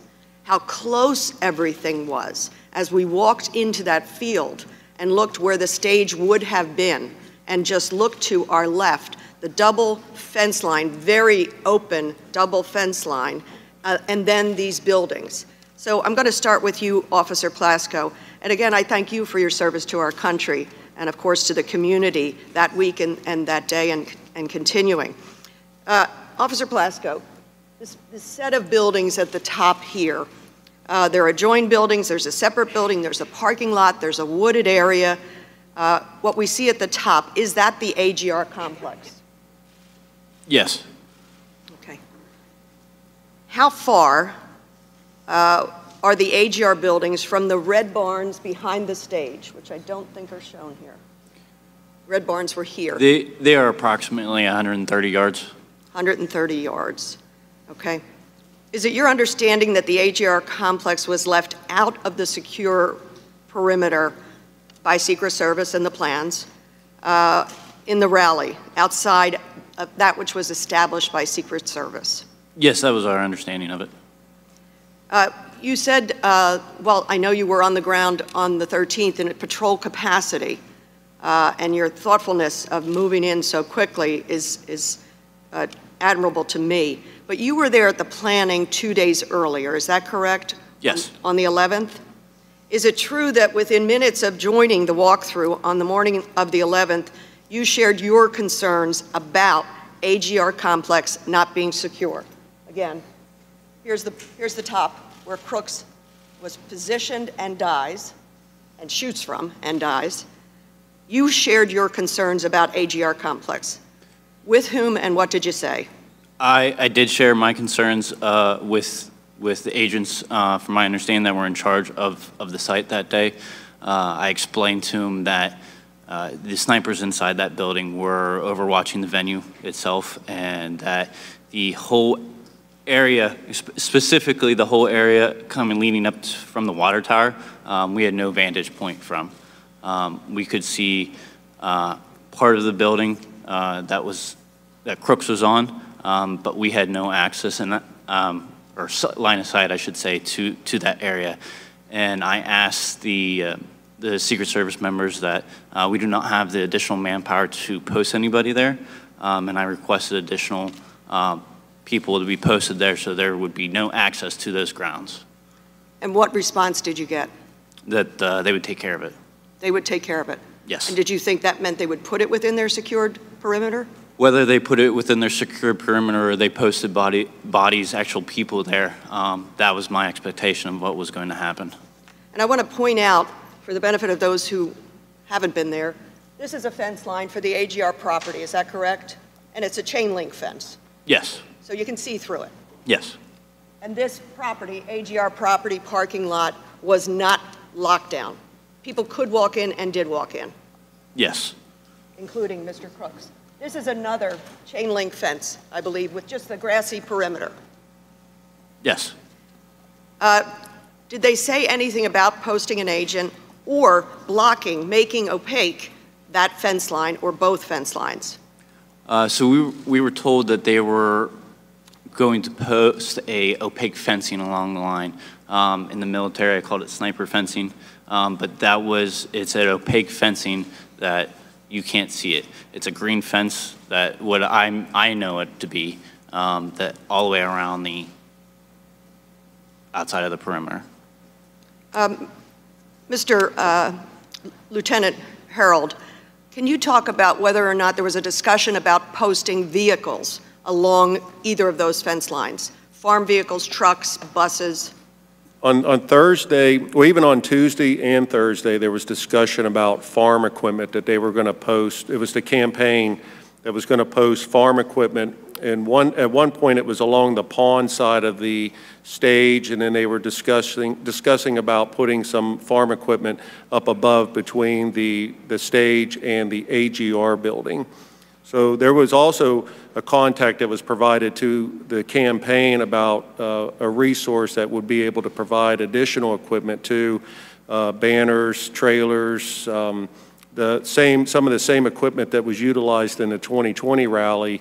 And so I had put the campaign in contact with this individual, so if they needed additional equipment along that fence line. And then there was also some discussion about, I think it was like, I guess you would say a jumbotron or something, like there was supposed to be a screen of some sort, you know, like blocking that area a little bit better. Saturday morning when we showed up, I think there was one combine that was between the AGR building and the stage, and there was a few additional tractors that was on the opposite side, on the pond side of the farm show there from the stage. And Commander Lentz and Mr. Blasco, when Secret Service arrived, did anybody say to you all, well, we're missing some of the stuff we thought was going to be here, to block that line of sight? When I arrived the day of the rally, I actually did not speak to anybody from the Secret Service until I had to make a phone call to the Secret Service specific to a possible threat that the 911 center received. I thank you. I recognize I've gone over, Mr. Chairman. Thank you. Again, I'll just go to thank you for your service, and it is stunning, the proximity of that rooftop and all of that property. So thank you. Thank you, Ms. Dean. Mr. Fallon, you are recognized for 5 minutes. Thank you, Mr. Chairman. Lieutenant Harold, how long is the academy that you attended to become a Pennsylvania State Trooper? Approximately 6 months. And during that 6 months, how much time was spent on personal protection training or providing security at political rallies? Very little. Yeah, if not any, right? Right. Would that be the same, Commander Lenz and Officer Blasco? Correct. There's, similar? to my knowledge, none in the police academy. Agent Sullivan, when you went through the academy training, was it 6 months like it is now? The first school was 12 weeks at Glencoe, Georgia, and the second Secret Service was about 16 weeks. Fair to say that about 5 to 6 of those weeks were spent on how to secure perimeters and things like that at political rallies? Yes, it was and personal protection. The vast majority was protective intelligence, investigations, protection. Right. And then when you actually went on a protective tour, it's about 5 or 6 years. That accurate? You'd have to be an agent for at least 5 or 6 years before you could be assigned to protective detail. Right, but a protective tour lasts about 5 years or so? No, when I was an agent, it was between 3 and 4 years. Okay, it's about 5 years now. Or more, yes, sir. So fair to say, I think we've established that the experts in protection are the Secret Service and not local law enforcement. You do a lot of other things. To illustrate for the American people the abject historical failure of the Secret Service, because they're supposed to be the premier protective agency in the world, and on July 13th, they were anything but. And Helen Comparatori doesn't have a husband because of that. So when I visited the Butler farm, the Butler farm show and the AGR complex, two things struck me. The absolute, that proximity of the AGR building to where the stage was where President Trump was speaking. And also when you're on the other side of that very limp chain link fence, how much, I'm shocked as to how many people were milling about that didn't go through any magnetometers or any security checks. Officer Blasco, do you have any idea how many people were on the grounds that day on the AGR on the property? AGR complex? Yeah. From talking to the sniper units in the AGR building, they said there was approximately 150 to 200 people. Okay, so there were hundreds there. All right. And so let me ask you this. Is the AGR property, it's outside the security perimeter, but there were hundreds of people 50 yards closer to the president than the shooter. We didn't know who they were. Commander Lenz, what's the highest structure in the direct proximity of the AGR building? The roof of the second floor of the AGR complex. But in the water tower. In the water tower, yes. The highest one. Did the Secret Service ask you all to post anybody up on the water tower? No, they did not. Okay. Would that have helped perhaps secure the area and mitigate the threat of the AGR building if we had somebody up there? I think it would help secure the AGR complex. Because you had a clear line of sight on it if somebody was up there, right? Correct. Yeah. But they didn't do that, did they? They did not. All right. Commander Lenz, as far as the walkthroughs, did the Secret Service perform a walkthrough with you all? They did. They did? On Thursday, there was a police walkthrough. Okay. And during that walkthrough, did they help you and advise you as to how to secure the AGR building? They did not. They did not. Lieutenant Harold? Our walkthrough was Thursday, and AGR building was not discussed. Wasn't discussed? Yeah, we were inside the fence line of the farm show, and we picked they picked their stationary post where they wanted troopers assigned within the perimeter, and the AGR building was never discussed. Okay, so we could have surrounded that building with, say, 8 or 10 officers, and it probably would have mitigated the threat the AGR building presented. Fair to say? Yes. And the Secret Service didn't ask you to do that? No. Okay. How about just clearing the area entirely? It's about 17 acres, but only about 4 or 5 of those acres have line of sight to where the president was speaking. Did they ask you to maybe put up some stakes around the perimeter, police tape, no trespassing? They asked you to do that? No, I knew AGR, I knew the parking was restricted that day. The business was not going to allow parking, but there was nothing, no other communication regarding the AGR. If the AGR property had been cleared with police tape and some, don't trespass and nobody other than law enforcement walking about, would that have helped secure the area and mitigate the threat of the AGR building presented? No, it would have, but I know that they were going to sweep the farm show, so I'm not sure if that area was swept by Secret Service or not. I have no knowledge of that. We know that there were hundreds of people that didn't go through any security checks that were milling about on that property that day. Outside Could have presented the fence a is grave correct. threat, and we just got lucky in that regard. Yes, sir. Do you think that, I'd say, Lieutenant Harold again, were law enforcement stationed on the roof of the AGR building? Did the Secret Service ask you to put people on the roof? PSP was not asked to put anybody on the roof of the AGR. Commander Lenz, were you asked to put anybody on the roof? We were not. Officer Blasco?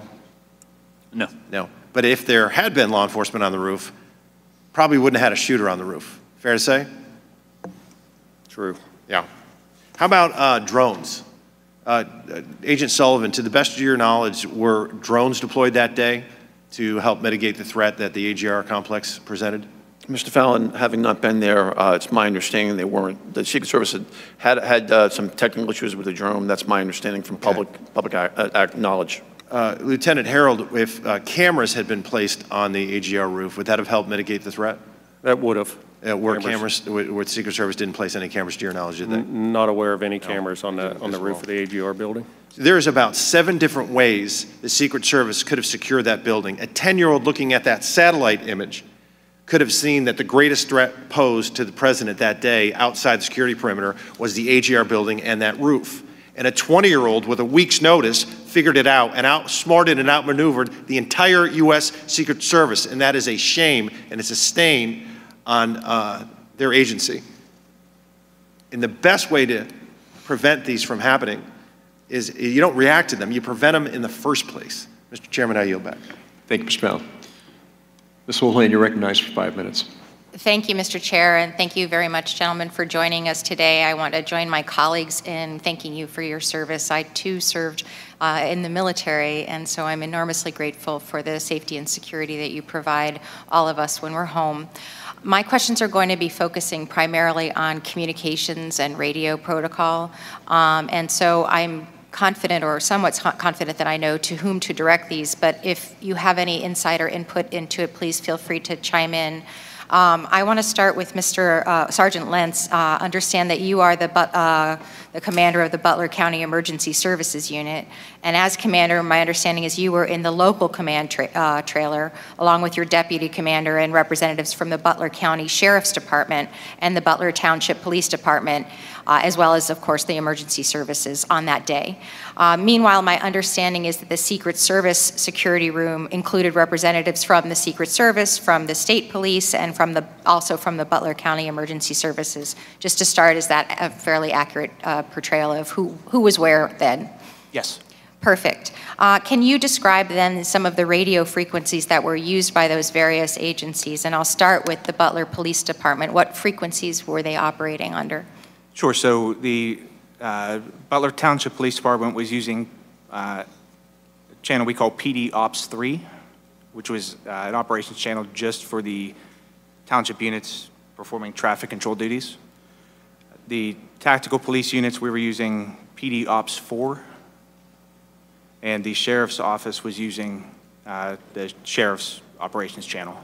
And my understanding there were also frequencies 1 and 2 for units that were not working at the rally as well. Is that correct? Correct. PD1 is for patrol units that would cover the southern part of the county, and PD2 would be the northern part of the county. And were local officers able to listen to other radio frequencies that day, other than the ones that you just outlined? No. So we were able to hear our Butler County channels only. And could you talk a little bit about the state troopers as well? What frequencies were they listening to? The only thing I can really speak to on the state police radio is we did have one in the county command post. It was a portable radio. But the newer radios seem to operate more like a cell phone, and if you don't have a connection to the tower, then they just don't work. So we had some issues hearing anything from that radio throughout the day. So you had issues communicating with the state police, and my understanding is they were on a different radio system from you. Correct, and they are on a separate radio system. I'm sure Lieutenant can echo better what they actually were using. Do you know if the Secret Service, again in a different area, was able to listen to your local radio frequencies that day? So there would have been an encrypted police radio in the command center. I believe it was being used by the emergency services side, so fire and EMS, but I believe they treated around 250 patients for heat-related stuff that day. So that radio was nonstop. So even if that radio was scanning and had the capability to hear our channels, they would not have been able to do so just because of the amount of traffic. Yes, when we were in Butler, that was my understanding, is that there were a couple hundred calls because it was such an incredibly hot day, and that, to your point, even if they had been able to listen to you, there was a lot of other chatter going on. And so, here we've got the local folks, the sheriff, the state police, all of whom have their own channels, and not all of whom are able to listen and hear to one another. Can you briefly talk a little bit about the Secret Service and whether or not you think they could hear you? I do not believe they could hear us at all. They did not have a radio from us, and we did not have a radio from them. So, in the local command post, there was no way for us to hear any of the Secret Service radio traffic. So for those of us who are of a certain age, I was in my early mid-20s during September 11th. This was almost exactly what I remember being the problem in terms of responding to September 11th, that there were all kinds of really well-intentioned, very well-trained people, but none of whom could hear one another or communicate with one another. It feels as though we haven't made a whole lot of progress on that. In your view, what would have been a better way to have this communication? Sure, it's not feasible to have everybody communicate on the same channel just because of the amount of radio traffic. However, a unified command post, as we're all taught in many different FEMA classes, a unified command post solves that issue. Yes, and I know Representative Crow started this conversation with sort of being aghast at the fact that there were clearly more than one command post, and that in some cases, my understanding is some people didn't even know that there were more than one command post, and so that's certainly a gap too. So here we were with 3 minutes and every second counting, and the Secret Service and the state police weren't able to directly hear what local law enforcement actually saw because they didn't have that interoperability with local law enforcement frequencies and didn't have possession of those radios.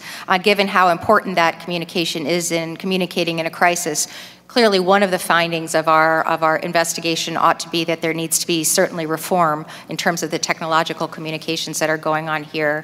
My colleagues had a little bit of extra time, and with my remaining time, I'd like to ask a question about the drones. I understand that the drone technology that the Secret Service had didn't work that day. My understanding is that the person who was trying to assassinate the former president's technology did work that day. The last question that I have for you is we're always trying to solve for the last problem that we had, you know, a shooter, a sniper. To me, we should be solving for the future problems that we aren't seeing coming around the corner, and those are emerging threats, evolving threats such as drone technologies. Gentlemen, do you have anything that keeps you up at night that isn't sort of the traditional sniper on a rooftop? Yeah, I believe that we've probably all considered the emerging threat that would be coming from a drone. I would say at our level, I have no means to mitigate that at this point. And that's actually something that we can also help with, and Congress has pieces of legislation, myself included, that address the authorities that you need to have to be able to combat what I think is an increasing threat from things like drones. I thank you very much for your testimony, and thank you very much again for your service. And with that, I yield back. Thank the gentlelady. The gentlelady from Florida, Ms. Lee, is recognized for 5 minutes. Thank you, Mr. Chairman, for convening this important hearing, and to our witnesses for being here with us today. Lieutenant Harold, I would like to start with you and return to a comment that you made earlier. I believe you testified that you actually participated in a prior rally at this same area with President Trump in 2020. Is that correct? That is correct. And you commented upon your observations about different resources that were available for that 2020 rally. Is that right? That is correct. Would you please describe for us some of the differences you saw in the level of protection and the level of resources that were afforded to President Trump in 2020 that were not part of the rally in 2024? Well, first, it was the site. It was an airport that's located about 20 minutes south of the farm show. So it was an airport. It's completely fenced in. It's a restricted area. The night before, we picked up the motorcade and delivered the motorcade, I guess, or escorted it back to the airfield, and we parked it in the hangars there, and everything was secured, but there was no, I guess the foot traffic, there's nobody walking through an airfield, you know, it's all fenced in, it's restricted, but it seemed like there was more resources that were present for the 2020 rally compared to the one here just 75 days ago. So when you think of like the level of security then, like what was changed now? Like why did we have less resources from the Secret Service on July 13th? In your observation, did it appear that there were a greater number of Secret Service agents involved in the 2020 rally? There definitely was, but it could have been because of the motorcade too. Like that, I mean, it was former President Donald J. Trump was the president then, so it seemed like there was more assets, resources, the motorcade, there was definitely more security at the airfield at the Butler airport compared to the Butler farm show. And Mr. Sullivan, I'd like to return to you for a moment. You testified earlier about very extensive and very specific training you received as a Secret Service agent before being put on a protective detail. Is that correct? Yes, ma'am, that's correct. And I believe your testimony was that in addition to specific law enforcement training, you spent years in preparation and training before you actually were on that particular service. Yes, Ms. Lee, that's correct. Now, other federal agents who may be brought in to supplement Secret Service in a rally such as this, do they receive that kind of training? No. So we've discussed earlier that state and local law enforcement would not and did not have that kind of specialized training. But to be clear, it is also true that other federal agencies don't receive that specific training, that specialized training either. Well, every agent that goes to the Federal Law Enforcement Training Center Criminal Investigative Training Program does get an introduction to protection. They do get some familiarity with it. And then before in the Secret Service, I'm no longer there, but borrowed agents from other agencies. When I was an agent, we used ATF, IRS, Customs. Now it's Homeland Security investigators. They are briefed, and they get a briefing and a familiarization with Secret Service procedures. But remember, though, the agents that are helping from HSI are not doing the advance. They're not making decisions on how to create the security plan. They're in a specific post with specific post instruction. Correct to say that more extensive training in that specific type of service and law enforcement activity than would your counterparts at other agencies. That is 100% accurate, Ms. Lee, yes. And are there things in your observation about the particular rally today and the staffing associated with it? You touched earlier on how it's imperative to include state and local law enforcement, but are there particular things about this rally that you've observed that you think might have elevated and improved the security posture? Well, again, Ms. Lee, I wasn't there. I'm just acting on the information I've received in public knowledge. I think there was clearly mistakes made. There were decisions that were not appropriate in my opinion. And I'm really appalled at the communications plan, or lack thereof. I can't fathom how that would be acceptable, and it's absolutely not acceptable. Thank you. Mr. Chairman, I yield back. Thank you, General Lee. Representative Moskowitz, you're now recognized for 5 minutes. Thank you, Mr. Chairman. The assassination attempt against President Trump on July 13th was a chilling moment in our country's history. This task force is committed to ensuring that security failures on July 13th never happen again. We thank you for being here, gentlemen, to help provide the task force transparency and answers to the American people. There were a host of issues with planning and execution of the July 13th rally, including communications failures.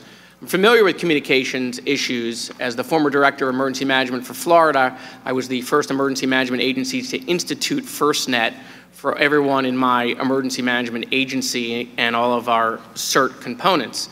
Additionally, I helped establish the Marjorie Stoneman Douglas Commission after a shooting at my high school in Parkland, which also had radio throttling and cell phone issues, major communication issues where police departments couldn't talk to each other even though they were at the same site.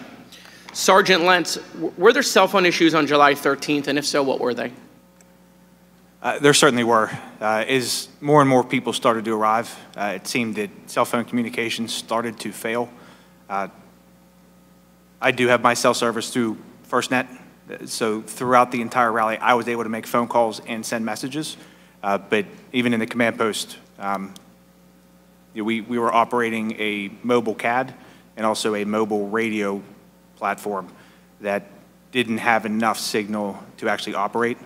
So we switched back to just using portable radios. Right. And just for the edification of people watching at home, following the communication failures on September 11th, 2001, the 9/11 Commission recommended the creation of a nationwide communications network that would include priority and preemption capabilities for our first responders. FirstNet was AT&T, Frontline was Verizon, and those plans allow priority and preemption capabilities for first responders to prevent that sort of thing. And so, Sergeant Lentz, to your knowledge, did any law enforcement personnel who had access to FirstNet or Frontline on July 13th report issues with their cell phones? So Frontline or FirstNet people, did they have any issues?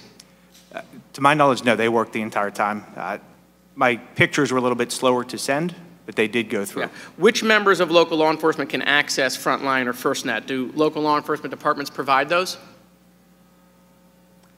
I do not know. So mine is actually my personal phone that I set up through FirstNet. Right, so you have to pay for that yourself? Yes. To have priority to make sure you can communicate? Yes. Right, okay. At the July 13th event, a local sniper sent pictures of the shooter to other local law enforcement officers approximately 45 minutes before the shooting at 5:34 p.m. While some officers received those pictures, several law enforcement officers reported that they did not receive those photos of crooks due to connection issues. Sergeant Lentz, our understanding is that everyone who had FirstNet was able to receive the pictures of crooks. Is it your understanding as well?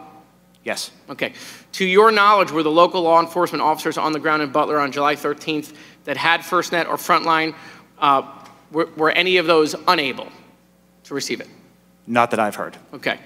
Would all local law enforcement having access to FirstNet or Frontline help improve communication issues at major events, in your opinion?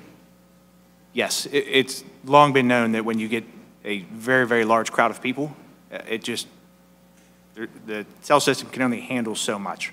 At the 2020 rally, there was actually a FirstNet truck, I believe, that had been driven there and deployed as an additional cell tower.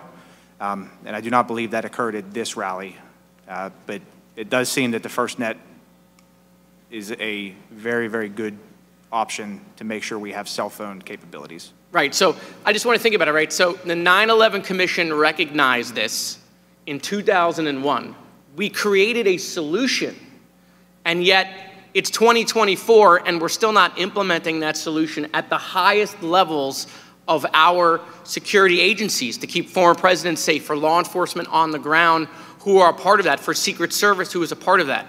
And so, you know, we don't have to sit here and come up with a solution. They did it in 2001. Why has it taken so long to implement the solution? And so, you know, the chairman said something that's totally true. People in this country absolutely should have a right to go to a rally, right, and listen to their president or candidate of choice and come home.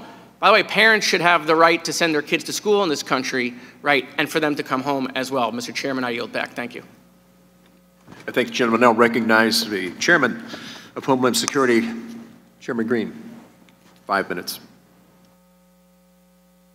Thank you, Mr. Chairman, and thank you and the ranking member for your leadership on setting up this hearing today in this investigation, and thank you to the witnesses. Colonel Christopher Paris, I think the commander of the overall Pennsylvania State Police, testified before the Committee on Homeland Security a few weeks after the events in Butler and a few weeks before this task force was formed, that a photo was taken of the shooter with a rangefinder actually actively ranging the podium. He further testified that that image was texted to a PSP officer in the control center and showed to the U.S. Secret Service approximately 10 minutes before President Trump took the stage. Can you, Lieutenant Harold, confirm that that testimony is accurate to your understanding?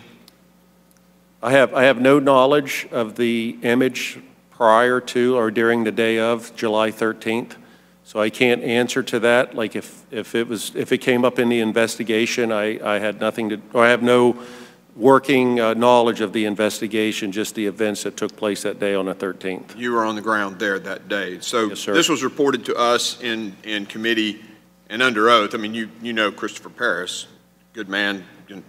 I do. Your boss. Yes, sir. Okay. Mr. Sullivan, you've been made aware, I know my colleague, Mr. Walsh, talked about the intel. Apparently, the additional intel was received about 21 days before the event.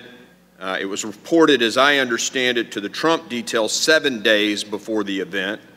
Considering this heightened intelligence, do you think allowing President Trump to take the stage after an image of an individual ranging the podium with an optical rangefinder is received 10 minutes before was a good idea or a bad decision?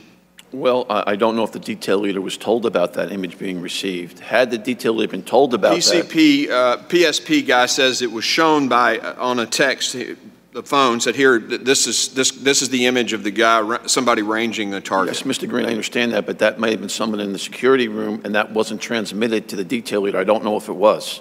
So I'm just asking, well, let me ask this question. Is it, like, if any Secret Service agent is aware of something like that, can any Secret Service agent go, hey, whoa, whoa, stop, we don't need to let the president on the stage? Absolutely. Okay, that Absolutely. didn't happen. Okay. But primarily it would be the detail leader's responsibility, but any agent could step in if she thinks it's an immediate emergency. Okay, good. Commander Lentz, you mentioned that the local law enforcement activity fired the first shot. Is that correct?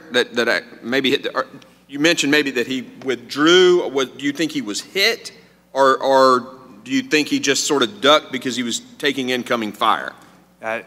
In speaking with the officer that fired that shot, he's very confident that his round was on target. And the way he described him, it wasn't a duck. Is the doctor still available and online? Yes, I am. Were there 2 bullet wounds in this individual, or just one, the headshot? No, it was just the one. Okay. I just found it interesting that when we were briefed by the FBI, we didn't get told about that shot taken by the local guys. Lieutenant Harold, did Secret Service, the shooter apparently had the gun stored somewhere, as I understand it, near the AGR building. Did the Secret Service use canine teams to clear the site prior to the event that day that you're aware of? Is that a question for me, sir? Lentz, or you, sir, Commander Lentz, or? I'm not aware of any canines clearing the area of the AGR International property. We were told that canine units would clear the farm show ground. So to me, I'm thinking inside the fence line at, I believe, 1100 hours that day. Are you aware that that happened, either of you, that did occur? You saw dog? My officers did report that there were dog teams in the same barn as that. Okay, very good.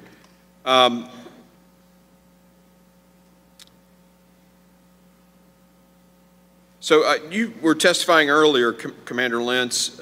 Did I understand you correctly that you're the leader of the local law enforcement on the ground there, right? Just the tactical units. Okay, the tactical units. The first time you talked to Secret Service that day was when you needed them and you called them? Correct. Did anybody check in with you to make sure your guys were in the right place for the event? They did not check in with me, but They did not. Let me make sure I got this correct. The U.S. Secret Service is about to pull a security detail around a president at an event with a lot of people and a lot of risk, with a heightened risk from an international threat, and they didn't even check in with you to make sure your guys were in place and ready to go? Correct, not with me. And you're the leader of one of the tactical units covering this and had responsibilities on this site? Yes. I find that unbelievable. Let me ask this question to both you guys, Commander and Lieutenant. What authorities did the U.S. Secret Service give you in the event that you saw someone with a weapon, or, I mean, did you have authority, first shoot authority, and was that very clear what you were to do under the circumstances if you saw an active threat like that? They didn't provide any guidance to us. However, our standing orders with our team. So you were using your protocols for that? Okay. Correct. If it's a deadly threat, they do not need permission. They're permitted to immediately take action. What about a step back from that? You got a guy like with an optical rangefinder ranging a target. Did they give you any directions on what to do in those circumstances? They did not.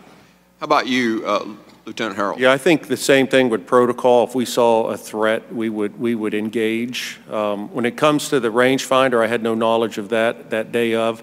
During the same time frame, we were investigating 2 additional suspicious people that were on the fence line. And earlier when I said I was behind the stage, I had those 2 people in sight, and I was trying to get troopers to the location there for post 5, because he had saw what he reported as suspicious activity on the fence line. So we were also looking at that at about, hearing the time frame, like about the same time that this information was coming in with for crooks as well. Well, I'll end right now just by saying thank you for the work that you do. We as veterans deeply appreciate the needle in the haystack that you guys have to live to find, and thank you for what you do. Really appreciate it.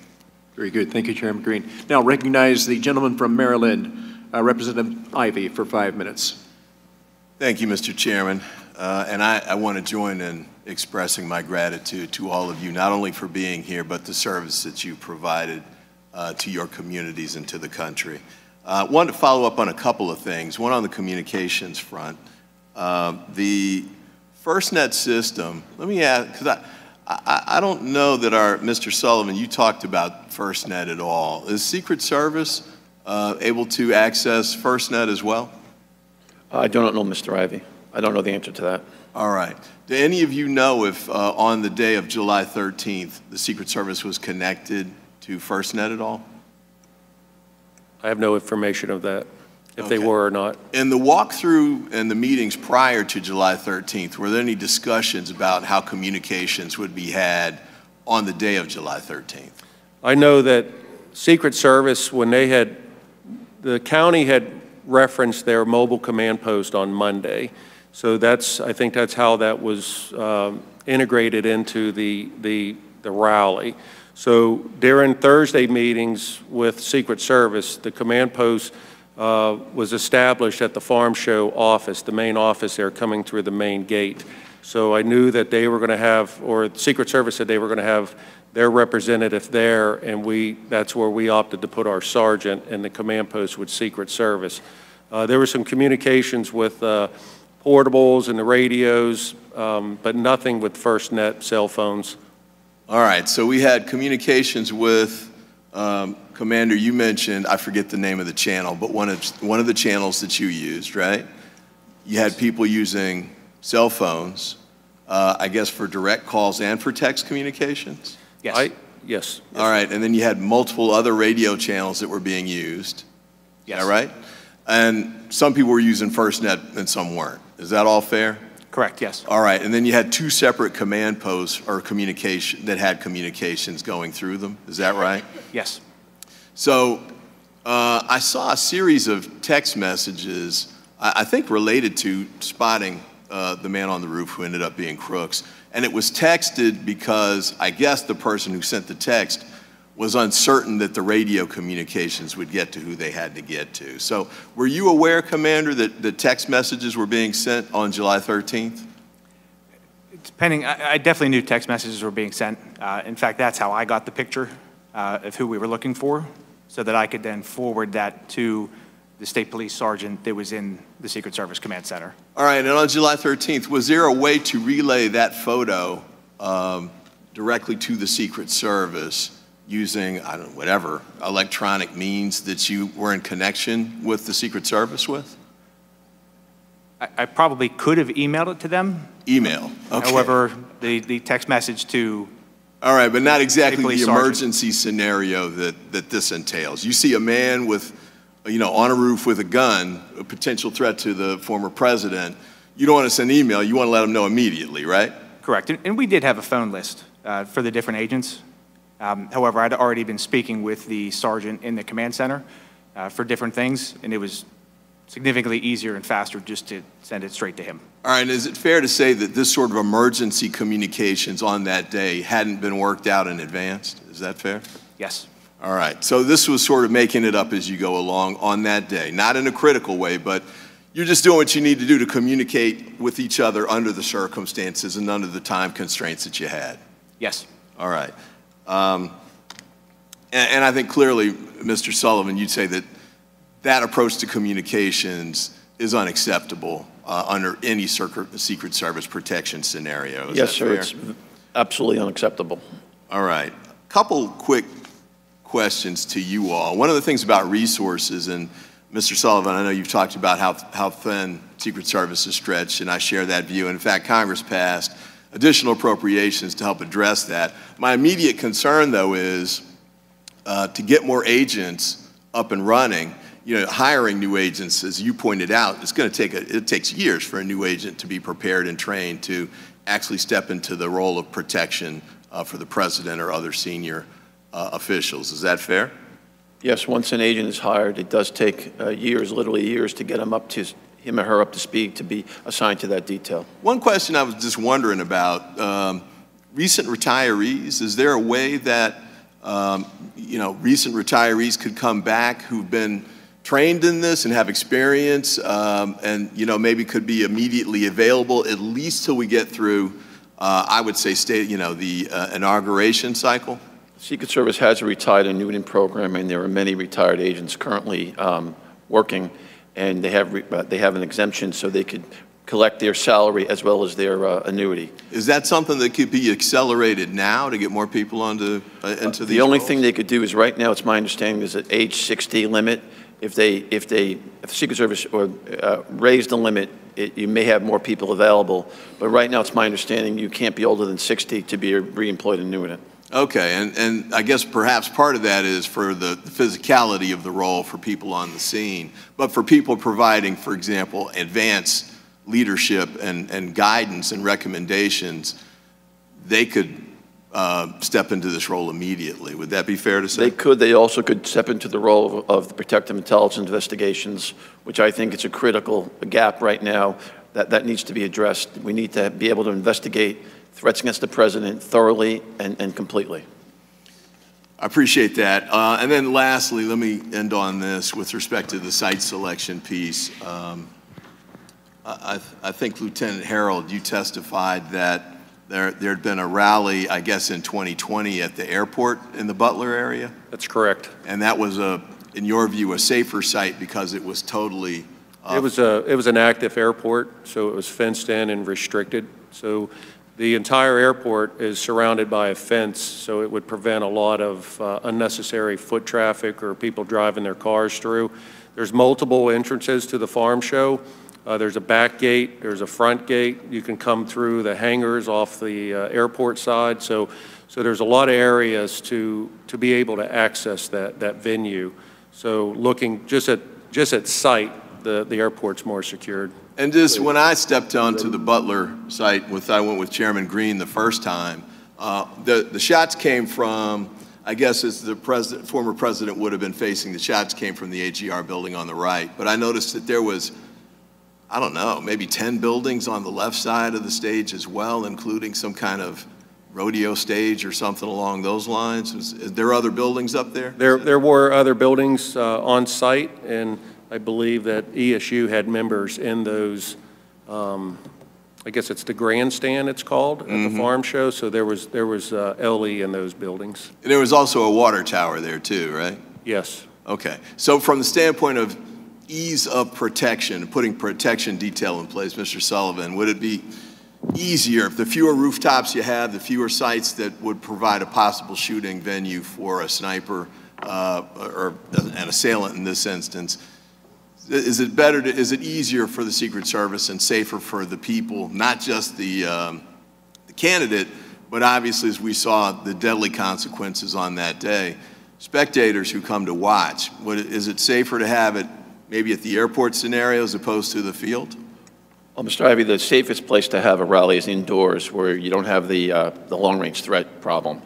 If the Secret Service were in decisions making for the campaign sites, we would always recommend it be indoors, any rally. Fair enough. And then last point, Mr. Chairman, with respect to that, I know we're not on Florida yet, but I will say this, on the site selection piece, and certainly candidates, and I've been one myself, have a right to rest and relaxation. That golf course is a tough venue to provide the type of protection that we're talking about because of the size of it, the access of the roads all the way around it. They're all public access, limited fencing, high, bushes and things alike. Maybe not the best. Maybe there are golf courses that are on military bases, for example, that would be safer, sort of along the lines of how the airport's safer than the fairgrounds. So I hope we can figure out a way for, as we move forward with these, especially for a rest and relaxation scenario as opposed to a campaign scenario where there's a First Amendment effort to allow a candidate to reach voters or spectators. I think that's the highest priority. Make it best, candidates should be able to pick whatever they want on that scenario, but maybe the R&R is a different scenario. But with that, I yield back, and thank you, Mr. Chairman, and thanks to all of you for your service. Thank the General. Now recognizes a representative from Louisiana, Mr. Higgins, for 5 minutes. Thank you, Mr. Chairman. Gentlemen, I'm going to be moving fast, and Mr. Chairman, let me assure you, we we're going to get to the bottom of everything that happened on J13. We're going to determine what happened, when, precisely, the timeline, what went right, what went wrong, where were their failures, where was their heroic action.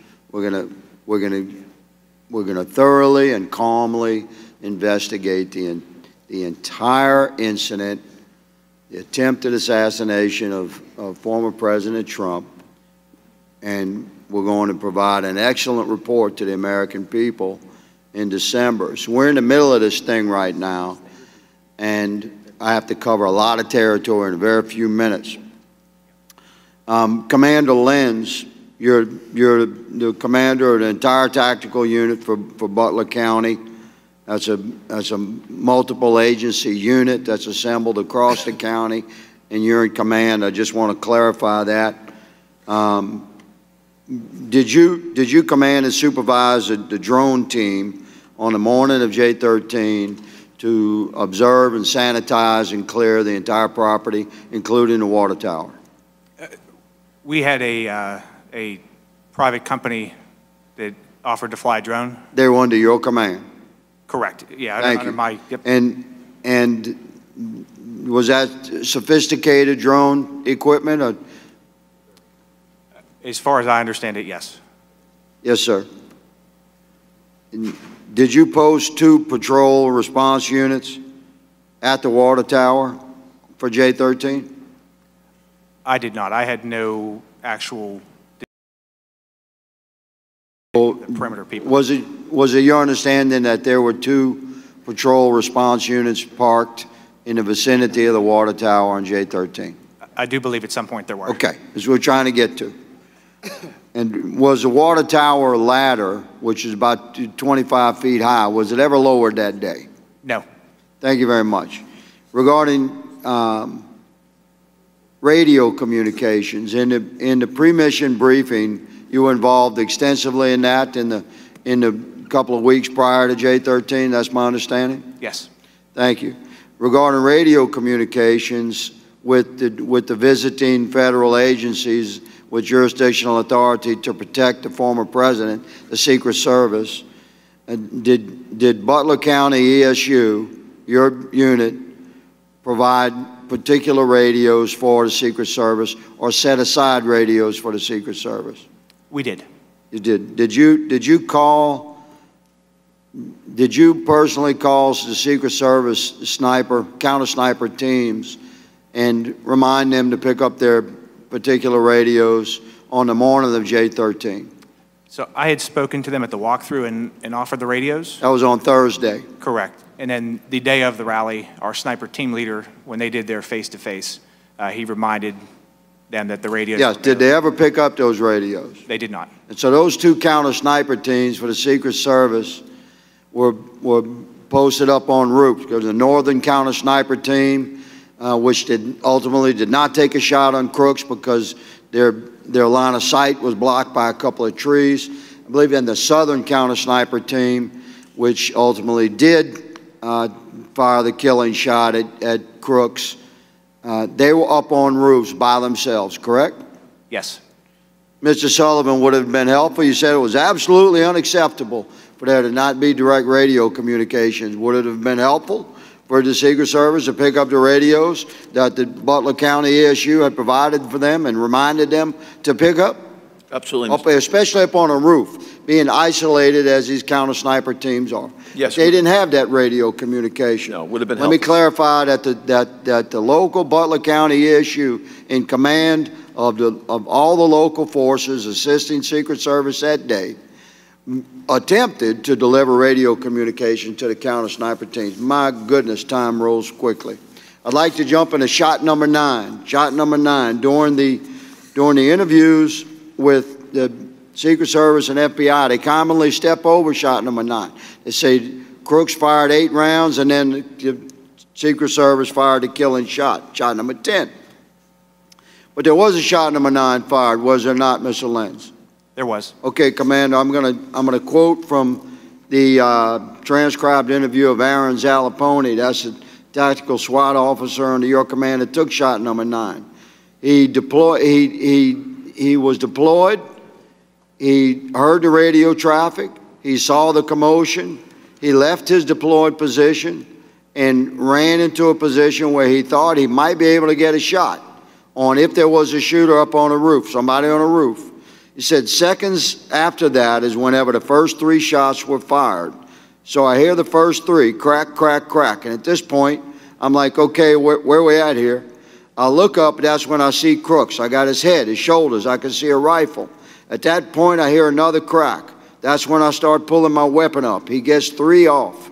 As I'm getting my target acquired, I'm getting my red dot up, I can see the gas emit from his barrel, his muzzle. Then right after that, I hear the snap of his 5th shot go off.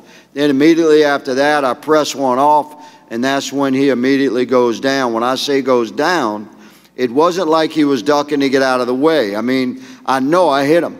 Like, there's no doubt about it. He goes down. He kind of jerks to the right, and then he slumps over slowly, and then kind of slowly rolls backward out of my field of view. So at that point, I did not have a second shot. At that point, he tries to recover. 2 seconds after that, the Secret Service, from a different vantage point, a higher vantage point, takes the killing shot. So my final question, if I may, to the doctor. Are you here with us, Doctor? Yes, I Dr. am. Goldschmidt. You stated, sir, and I know you're doing your best. You performed the autopsy. I've observed your work. I think it was very professional work, in my opinion. You stated that there was only 1 bullet wound.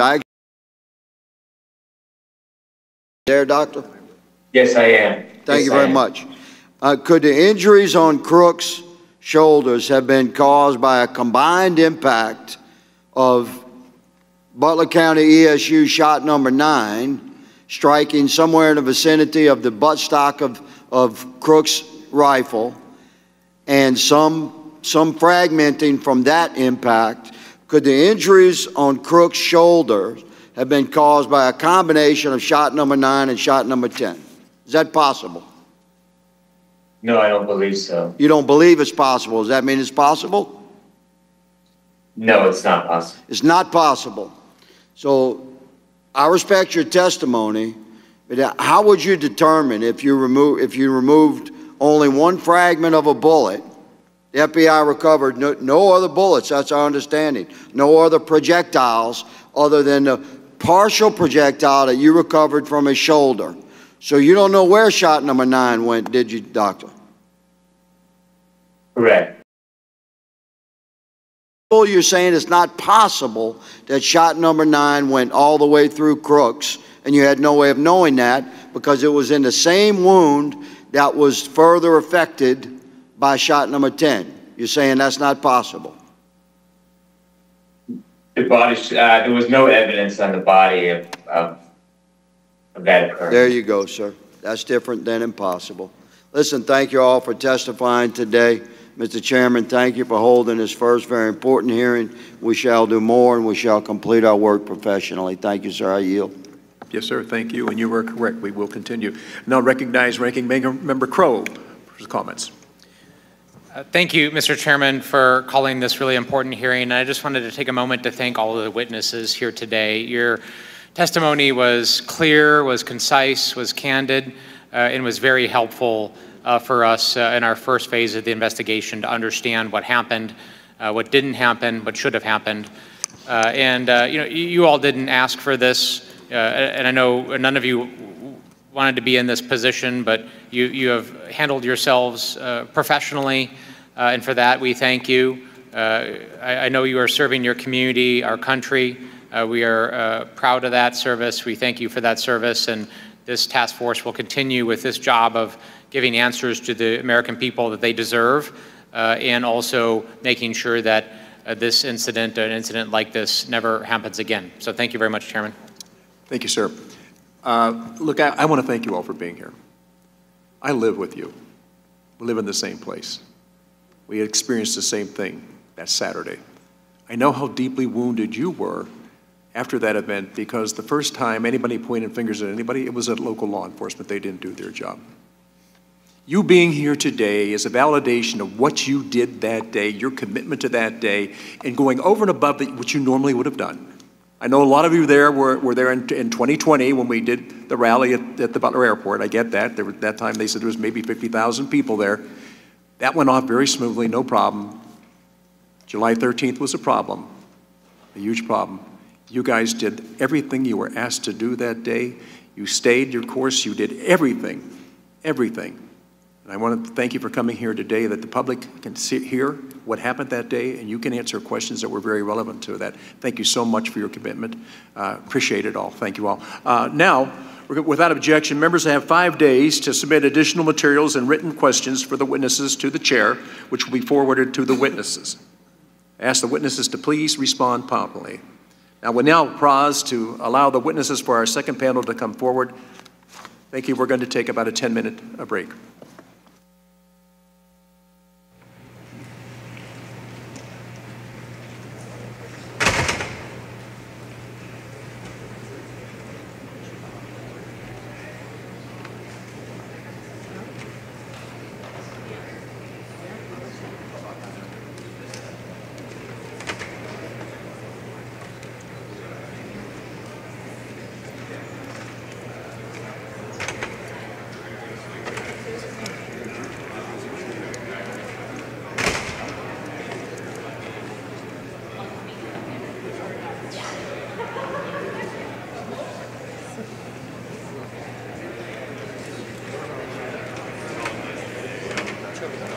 Oh, okay, yeah.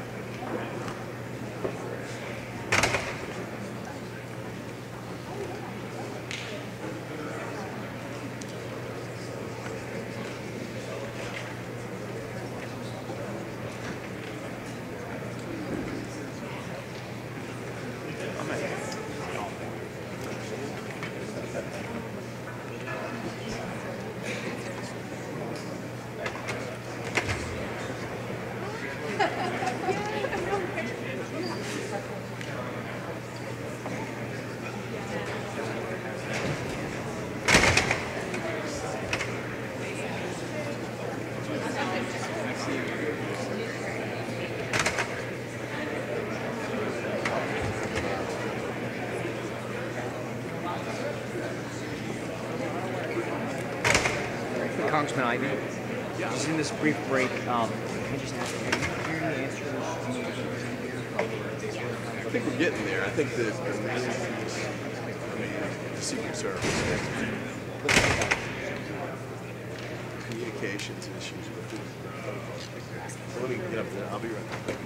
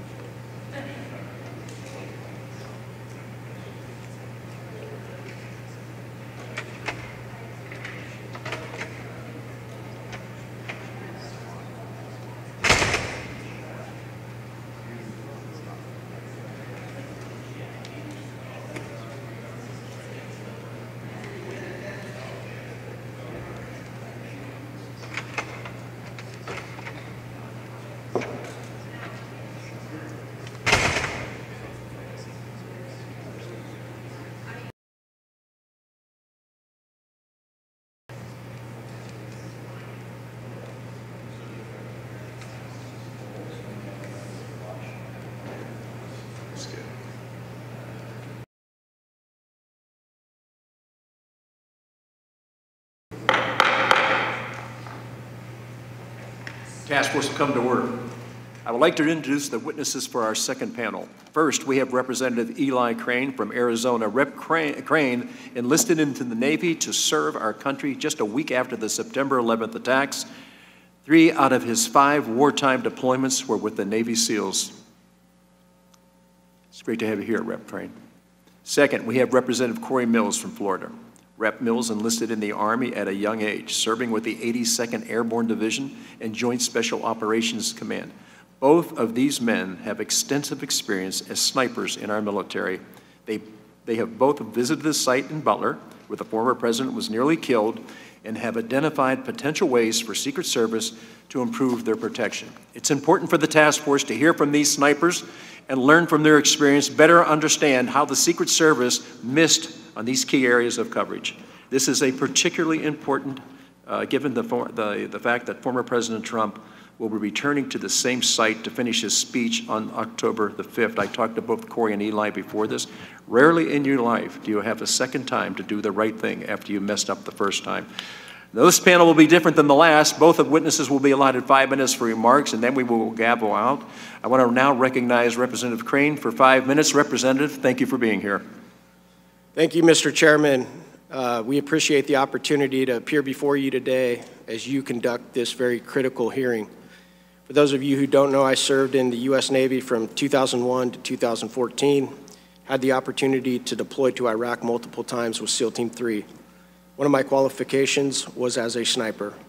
We are highly trained in various aspects of military operation, weaponry, technology, tactics, and all sorts of mission sets to include executive protection.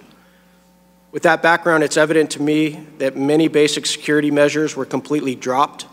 That being said, you do not have to have a background in special operations to recognize the incompetence and security failures that led to the catastrophic vulnerabilities surrounding President Trump and the crowd that day. I hear from Americans every day in complete disbelief in the wake of 2 assassination attempts in 2.5 months that cannot believe how ineffective our Secret Service has become. There's simply no excuse. I'm glad I can testify today to share some insight into the operational failures of that fateful day. Rep. Mills and I visited Butler, Pennsylvania rally site immediately following the assassination attempt to investigate. I've also visited the site with Homeland Security Chairman Mark Green and my colleagues on the committee. Some of the main challenges facing Secret Service were completely avoided. Service agents and local law enforcement had access to overlooking the roof from where the shooter engaged the former president. I was able to confirm that had anyone stationed in the second story at AGR building come off of their weapon system, moved to the window, and looked out the window, seen him within 30 to 40 yards of that position. He would have easily been spotted lying on that roof with no camouflage and his rifle. We were able to confirm that former Secret Service Director Cheadle was lying to Congress when she gave us the excuse that the roof was too slanted, too dangerous for Secret Service snipers to take up counter-sniper positions. But as myself and others who went up on that roof, it was not steep at all. Ironically, the positions that Secret Service counter-snipers posted themselves upon were actually far steeper than that roof at the AGR building. Furthermore, Secret Service did not have any of its counter-snipers on a nearby water tower, the tallest structure at the farm show grounds. I knew immediately upon setting foot at that site, and Mr. Chairman, you were there as well, that that's exactly where I would have placed myself as a counter-sniper because of its commanding view over the entire property. Not only would any counter-sniper have been able to easily engage Thomas Crooks from that position that he attempted to assassinate former President Trump, but it is very likely that Thomas Crooks might have decided to abort his mission and go home had we had counter-snipers on that water tower. The thing that we need to understand about security is how important deterrence is. Had Thomas Crooks visually spotted or located counter-snipers with the use of his drone that day, it is very likely that he would recognize that he would have been deterred long before ever getting into that position capable of having a direct line of sight to the podium and to President Trump, and would have possibly aborted his mission. Rep. Mills and I also ranged several other buildings and windows that were well within range for anyone with a desire to assassinate the former president. Upon our investigation that day, we were informed that nobody was posted on nor had conducted any advanced work amongst these very choice and accessible firing positions. Rep. Mills and I both concluded within minutes of observation from the same exact positions used by Secret Service counter snipers that this was a horrible venue for a rally, and Secret Service should have done everything possible to dissuade the campaign from hosting it there. To date, we have seen no evidence that Secret Service tried to dissuade the campaign from using the site due to the alarming threat profiles surrounding the site. Though I appreciate the former president's courage and strong desire to rally his supporters, I strongly suggest that he and his campaign avoid this site on October 5th and in the future, which leads me to my most concerning assessment now of both assassination attempts on the former president. I cannot be more clear. To this point, we have been extremely lucky. Whether either of these individuals were working in coordination with other groups, organizations, or nation states who desired to kill the former president, none of the individuals attempting to kill the president have been professionals. I can tell you that with authority by the weaponry and the gear they used, as well as the fact that Thomas Crooks took a headshot. I can tell you from experience that most snipers are trained to take center mass torso shots, if possible, for the very exact reason that we saw him miss a headshot on July 13th. I can also tell by examining Ryan Ruth's final firing position on the fence line of the golf course that he too was not a professional. No trained sniper, no trained assassin would have set up their final firing position the way he did. We are trained to make absolute sure that nothing on our person or in the vicinity of where we are located and going to take our final shots, that anything stands out from the environment we are in. You could see those large bags holding ballistic plates on the fence, which would easily catch the eye of any trained security agent. He also stuck his barrel through the fence instead of cutting what we call a loophole in it so that he could stay back in the shadows, allowing his concealment. I want to reiterate, to date, these individuals that have tried to assassinate former President Trump are not professionals.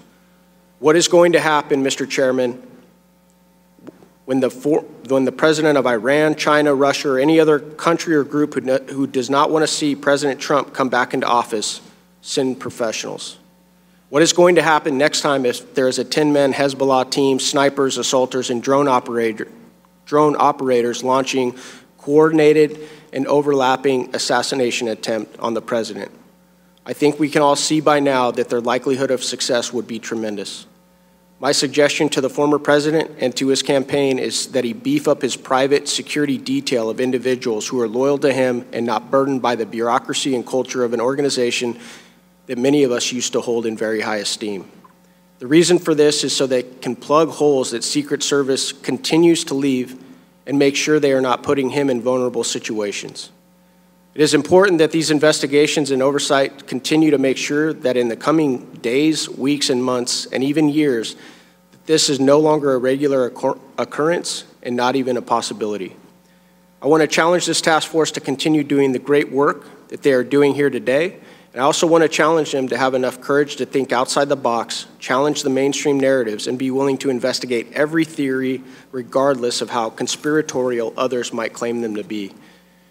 There is a concern from the American people that this task force will be like most investigations in Washington, D.C. that lead to zero accountability and transparency, and simply call for money for an organization that desperately needs reforms at its core. I'd like to again thank the chairman and my colleagues on this task force who are doing great work, and the witnesses giving their time and knowledge to help uncover the truth and bring all facts to light. Thank you, Mr. Crane. I tell you, we accept the challenge. When we're done with this, the American people are going to have faith and trust and faith in everything that we've done, the confidence that we did what we were supposed to do, what we were tasked to do. So I thank you so much for being here. You all have kept that standard up. Now recognize Representative Mills. Thank you, Mr. Chairman. I want to first take a moment just to correct the record that my actual time as a designated defensive marksman and counter sniper was as a contractor of the U.S. State Department on a protective detail, not as a military sniper. While I was honored to serve as a combat veteran with the 82nd Airborne Division, I don't hold that permissibility in that billet. I want to talk today a little bit about what took place, but also what I see as the actual perimeter failures that has continued to be a recurring issue, whether that be in Butler, PA, or whether it be the most recent assassination attempt in Florida.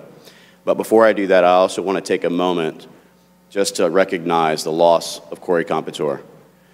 His family deserves to continue to have the accountability research and also investigation into what actually caused the death of a father, a husband, and a family member. My thoughts and prayers remain with Corey Competor's family. I also want to look at what our findings have been, as both myself and my colleague and really close friend, Rep. Crane, has found. It is clear that Butler County, PA, as well as for the ESU teams and the Secret Service, had a failure in their overall coordination. That the perimeter establishment and the actual ownership belongs to that of the Secret Service, as well as for the failures on that day of July 13th in Butler, PA. We realize, as it's been mentioned earlier, that there was a breakdown in not only the misuse of any compatible communication capabilities, but also a lack of a joint operations center that could have allowed for each of the individual units to be able to communicate in a more efficient fashion that would have led to a faster response element.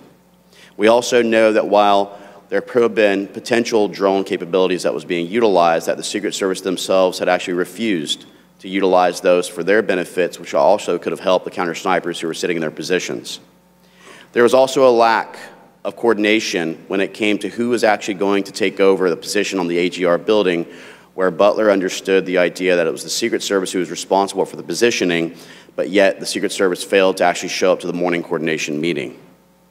While all of these repeated perimeter failures, whether it be the 150-meter shot that was taken by Thomas Crooks or the potential assailant that was looking at a 500-yard distance from Florida, the thing that we've established is that no one is looking at what is happening and going on with regards to Secret Service's cultural issues.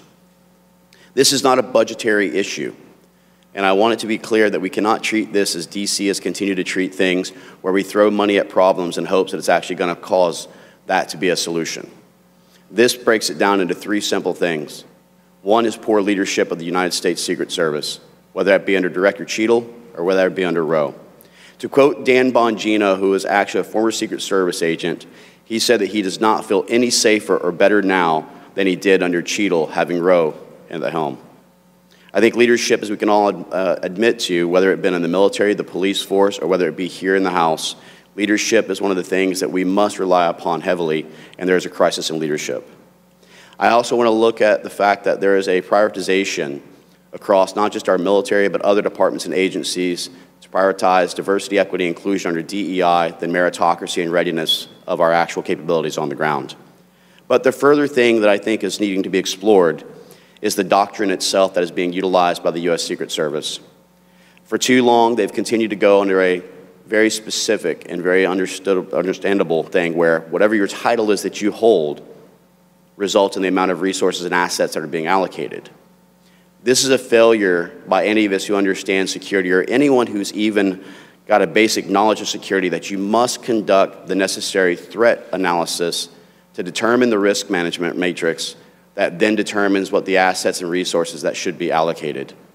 This is not as simple as saying that you're a former president and therefore there is a one-size-fits-all for Jimmy Carter, Bill Clinton, President Bush, or former President Donald J. Trump. We must acknowledge the fact that what we're looking at now is also the fact that so much time has passed and so much of the actual potential evidence has been destroyed or put away, that purposeful intent is now indistinguishable from criminal negligence. Having laid in the actual position where Thomas Crooks took the shot above and upon the AGR building, as well as having sat with Rep. Crane and ranged the position from the counter sniper teams where the alleged shot was taking place, this is something that should have been preventable and should have been known to the counter sniper teams. I want to also point out the fact that, as Rep. Crane discussed, I think that until the actual problem and the solution can be found for the Secret Service with the three key areas that I've talked about, that a private security detail who does not have any political agenda or affiliation to protect the president is what my recommendation would be to ensure that the inner core is basically protected at all times, utilizing his available Secret Service assets and resources to be pushed out further to allow that perimeter failure to be completed. I want to thank the task force for giving me the opportunity to actually testify before you. And I want to point out that when we're looking at the map that's behind you, Mr. Chairman, that it is not just the AGR building 150 yards away approximately that was the issue, but even if you look directly to the 12 o'clock of the stage, you have the Kubota dealership, which is only within about a 400-yard shot placement, which Rep. Crane and many snipers and counter snipers can tell you is a very feasible shot. When speaking to the Kubota dealer, we noted the fact that not a single Secret Service or local law enforcement agent had ever talked to that dealership to ask them whether or not they could put any snipers on the rooftop or whether or not they could actually utilize that as an overwatch position. If you look to what would be from my vantage point right now, which is the 3 o'clock, which would be the 9 o'clock for the president, that was the area that was actually the third counter sniper team that one of our whistleblowers, Ben Schaefer, had talked about from his vantage point and being able to see Thomas Crooks at an earlier time.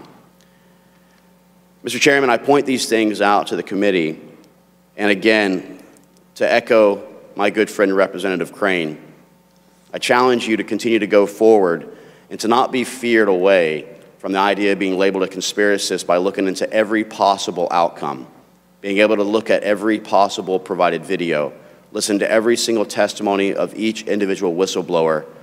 But I also pledge my continued support for the task force, as does Rep. Crane, to provide information, intel, and any of our findings to help further this investigation. While it is an independent investigation, I want you to know that it is not exclusive of the efforts in which you are taking, and that we are here to work together to try and find a solution to improve our Secret Service and to guarantee the protection of not just President Donald J. Trump, but any of the actual nominees on either side of the aisle. Thank you so much for this opportunity. I want to thank you both. Now, we have put the picture of that whole area. One of the recurring questions was the perimeter where it should be? Now, you two were both there. I know you were both up on the roof of AGR. I've been in constant conversation with the people who run the AGR.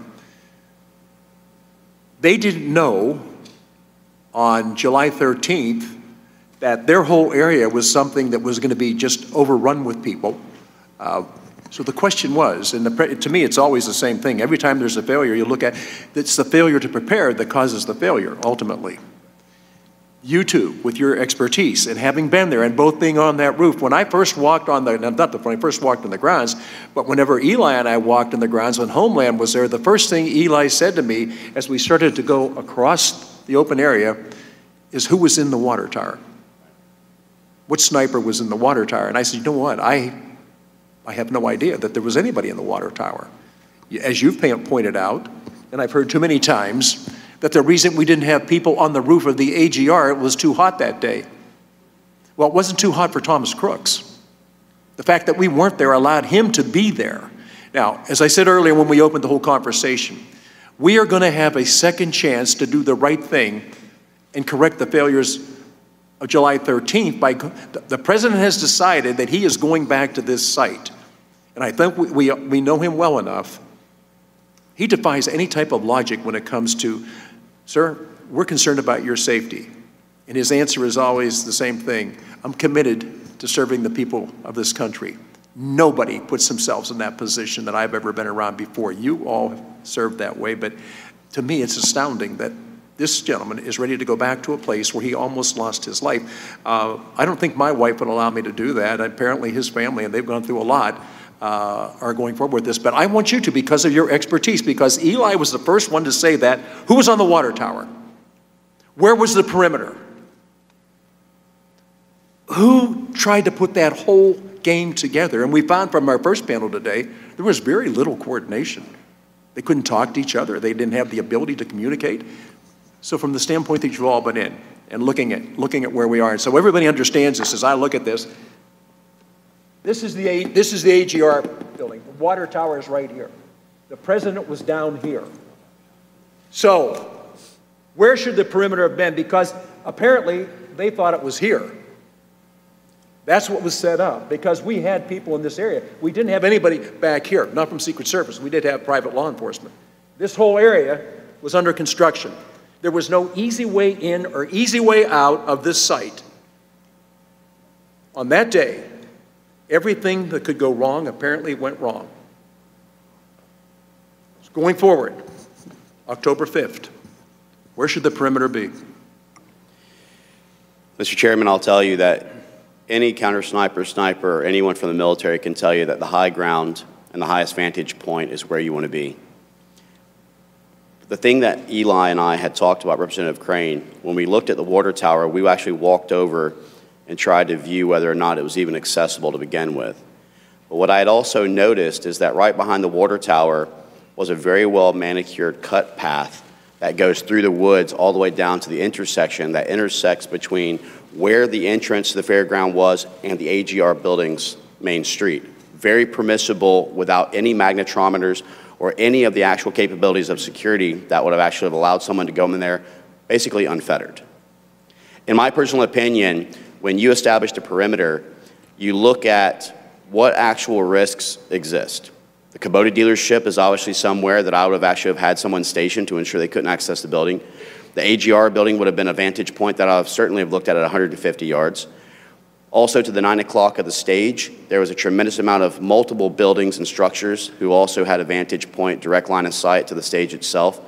But you would have essentially have looked at what are the actual capabilities of a professional shooter. And I want to echo one thing, if I may, Mr. Chairman, by Representative Crane. When we talk about the fact that not even the risk of an actual trained sniper or someone who has an understanding of long-range distance shooting, but an actual assault team who could have very easily, that fence line that you're pointing at for the AGR building is approximately 100 yards direct line of sight to the stage with no blockage in either the visual or any additional security with an actual screening or anything like that. So you could have had a guy walk up, or a team of individuals, with a bag with an assault rifle or other capabilities who could have easily have come to that line. And Eli and I have discussed this with also Eric Prince. They could have basically done a 5-man, 7-man, 10-man line right there to have opened fire with assault weapons and created a kill box right there on top of that stage. And you're talking 100 yards. That's what most people utilize as their original dope, which is their original 0 for their rifles. So very capable for almost any rifle, and you actually have some special operations teams who do very well with a pistol at even 100. So the fact is that all of the AGR building should have been secured. They should have had full-time watch on that road that leads into the AGR building, which, as you know, comes into the main area and then loops around to a back parking lot. I would have had a law enforcement officer or Secret Service agent checking every single person who was parking there to ensure that they were an employee of AGR and not like the white van or others who were able to be permitted into there with complete access, not knowing what was capable. But also, let's note one thing that we haven't mentioned here, which is these sophisticated explosive devices that was also found. This is what also Representative Crane and I talked about was problematic, because even some of the EOD teams talked about the sophistication of this device, which makes me also look further into the fact that Thomas Crooks was not acting alone. And a multi-channel detonator or transmitter is a pretty sophisticated thing that you don't just go ahead and find online. So there's more that needs to be uncovered, but I would tell you without unequivocally, and I'll let my colleague also determine whether he feels the same, the entire AGR perimeter, a positioning at the Kubota dealership to the 12 o'clock of the stage, as well as for the outlying buildings to the 9 o'clock of the stage, which were multiple buildings, should have all been covered and should have all ensured that there was no advantage point to get to the president for line of sight. Mr. Crane, any additional?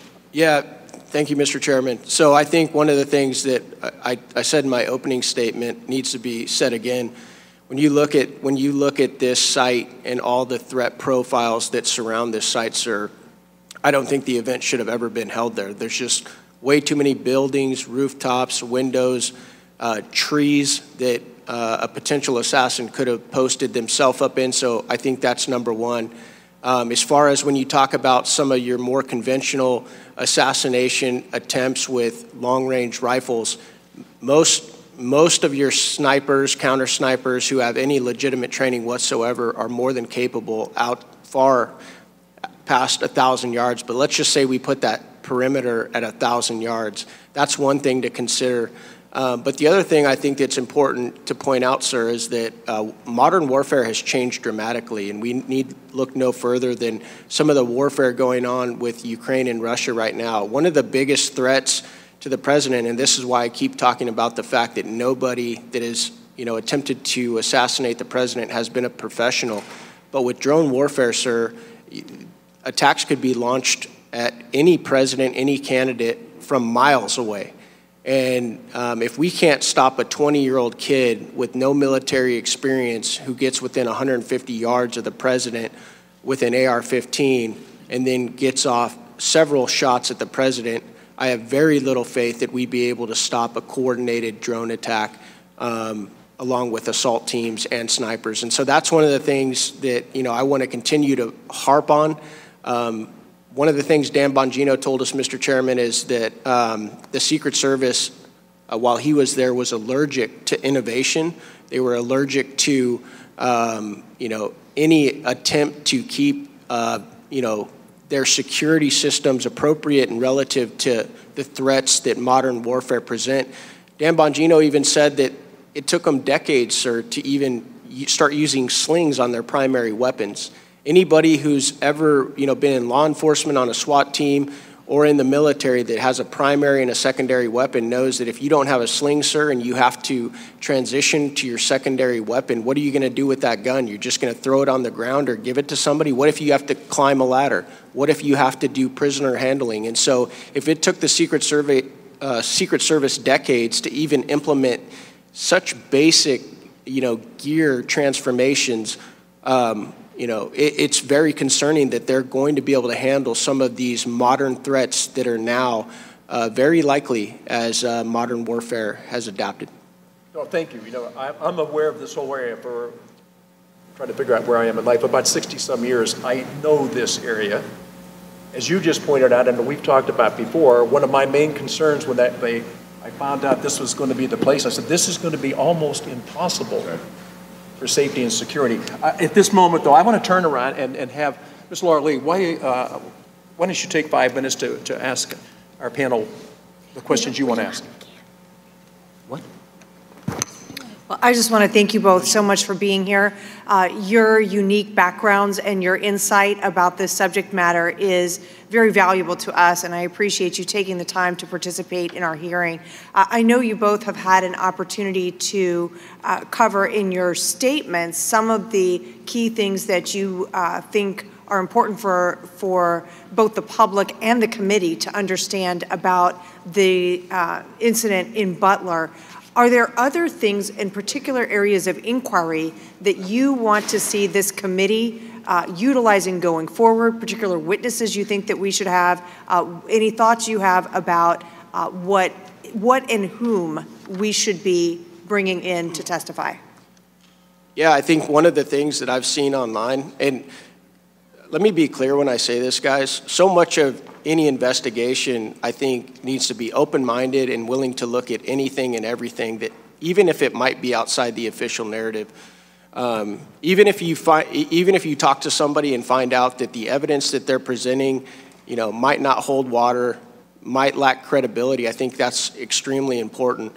One of the videos that I've seen online is from a gentleman named John Colin, who talks about the possibility of a second shooter, and he shows a video, Ms. Lee, where in this video, he shows a bullet traveling down a path and the disruption that round supposedly makes and then flies into one of the stadium fence railings, that shows that it would have been very, very difficult for that round to travel the path that it did had it come from Thomas Crooks. I think that you need to bring this gentleman in, see his evidence, and if you don't think it holds water, then you need to make that assessment. But that was one of the things I said in my opening testimony. Far too often, especially as representatives, we're scared that if we investigate something that others are saying might be conspiratorial, then that might defame us or give us a lack of credibility. But I think any investigation out there that's worth its salt will look at any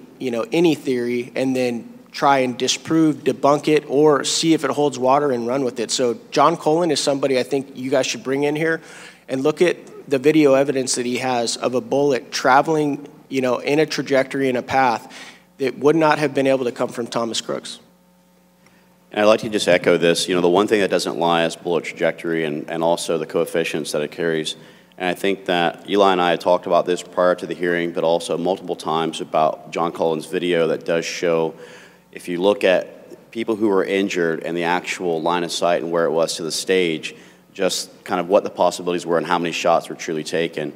The other thing that I would like us to continue to look at within this committee is that what are the overall, while we can try and talk about threat analysis, what are the things, and as Representative Crane had pointed out, even drone capabilities, knowing how sophisticated things have gotten, what are we missing with regards to risk management and mitigation strategies that exist now that didn't exist 20, 30 years ago, where they've not updated their training platform and portfolio to incorporate?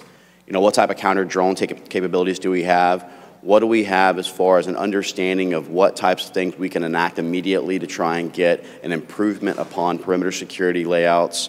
And also even our communication capabilities. We found that even the counter-snipers were utilizing text messaging as one of the means of communication, knowing that Eli and I can tell you, you have to come off the rifle or come off the scope if you're a spotter in order to try and text someone information and details. When they tried to say that we may not have had any type of good Wi-Fi or comms or internet, the Starlink system that we utilize in Ukraine and other areas has been proven to be something that can not only be set up immediately, but could be utilized and incorporated into the team's overall equipments. And so I think that, as Eli Crane talked about, as Dan Bongino's talked about, a lack of willingness of the Secret Service to evolve to the incoming threats, a lack of willingness to have new equipment that is the most modern, updated, and efficient, I think is going to lead to further attacks. But we also have to start looking at the adversarial challenges when it comes to Iran, who, as you know, the Ayatollah himself recently just posted a video that was alluding to the fact that they want to try another assassination, saying that revenge is imminent, even showing the Mar-a-Lago estates and the president playing golf. We need to take these threats very seriously, especially when we look at things like Mershan, who's the 46-year-old Pakistani who flew to Iran for a series of days, then to Houston, Texas, was stopped in Houston, Texas, and questioned by the FBI. And again, this is something I would ask the committee, and I know the FBI has been stonewalling and preventing information, but potentially subpoena and possible contempt. We have to acknowledge the fact, what was the actual answers that this individual provided, knowing he was already on a terrorist watch list, knowing that he just came from Iran, that would allow him to be permitted to enter into the United States and then found with a plot to not only assassinate the president, but also 35 other elected officials. I think that this is really getting to the crux of the fact that we don't have the security, and there's a false sense of security that's been developed at this point. Well, thank you both. I certainly appreciate your thoughts and perspective, and can certainly attest that both myself and the chairman and all of the other members of the committee are committed to ensuring that we review and investigate all of the relevant theories, that we're receiving input from members of Congress, from the American public, as well as those who were there, who are the actual day of witnesses of these events. So I know that we will continue in that path forward and appreciate your input. Thank the gentlelady. Mr. Higgins. Thank you, Mr. Chairman. I just want to thank my colleagues and veteran brothers, Eli and Corey, for being here today. You have my commitment, each of you, to have candid and private conversations as we continue our investigations. I especially want to meet with you regarding your trajectory studies. I've conducted my own and found that some of the digital recreations for trajectory data doesn't include some of the pretty extreme terrain variances of elevation versus depression of the AGR complex versus the actual stage area.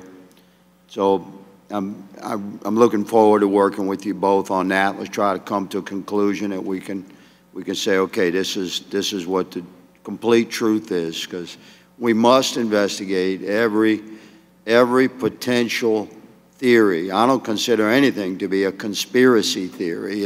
There are theories of what happened that day, and they all deserve complete, calm, thorough investigation. So you each have my commitment to work with you on that, and I know that this task force is committed to determining ultimately the same thing you gentlemen are, which is a complete and full reveal of truth to the American people. Thank you, Mr. Chairman. I thank my colleagues for being here today. Thank you, sir.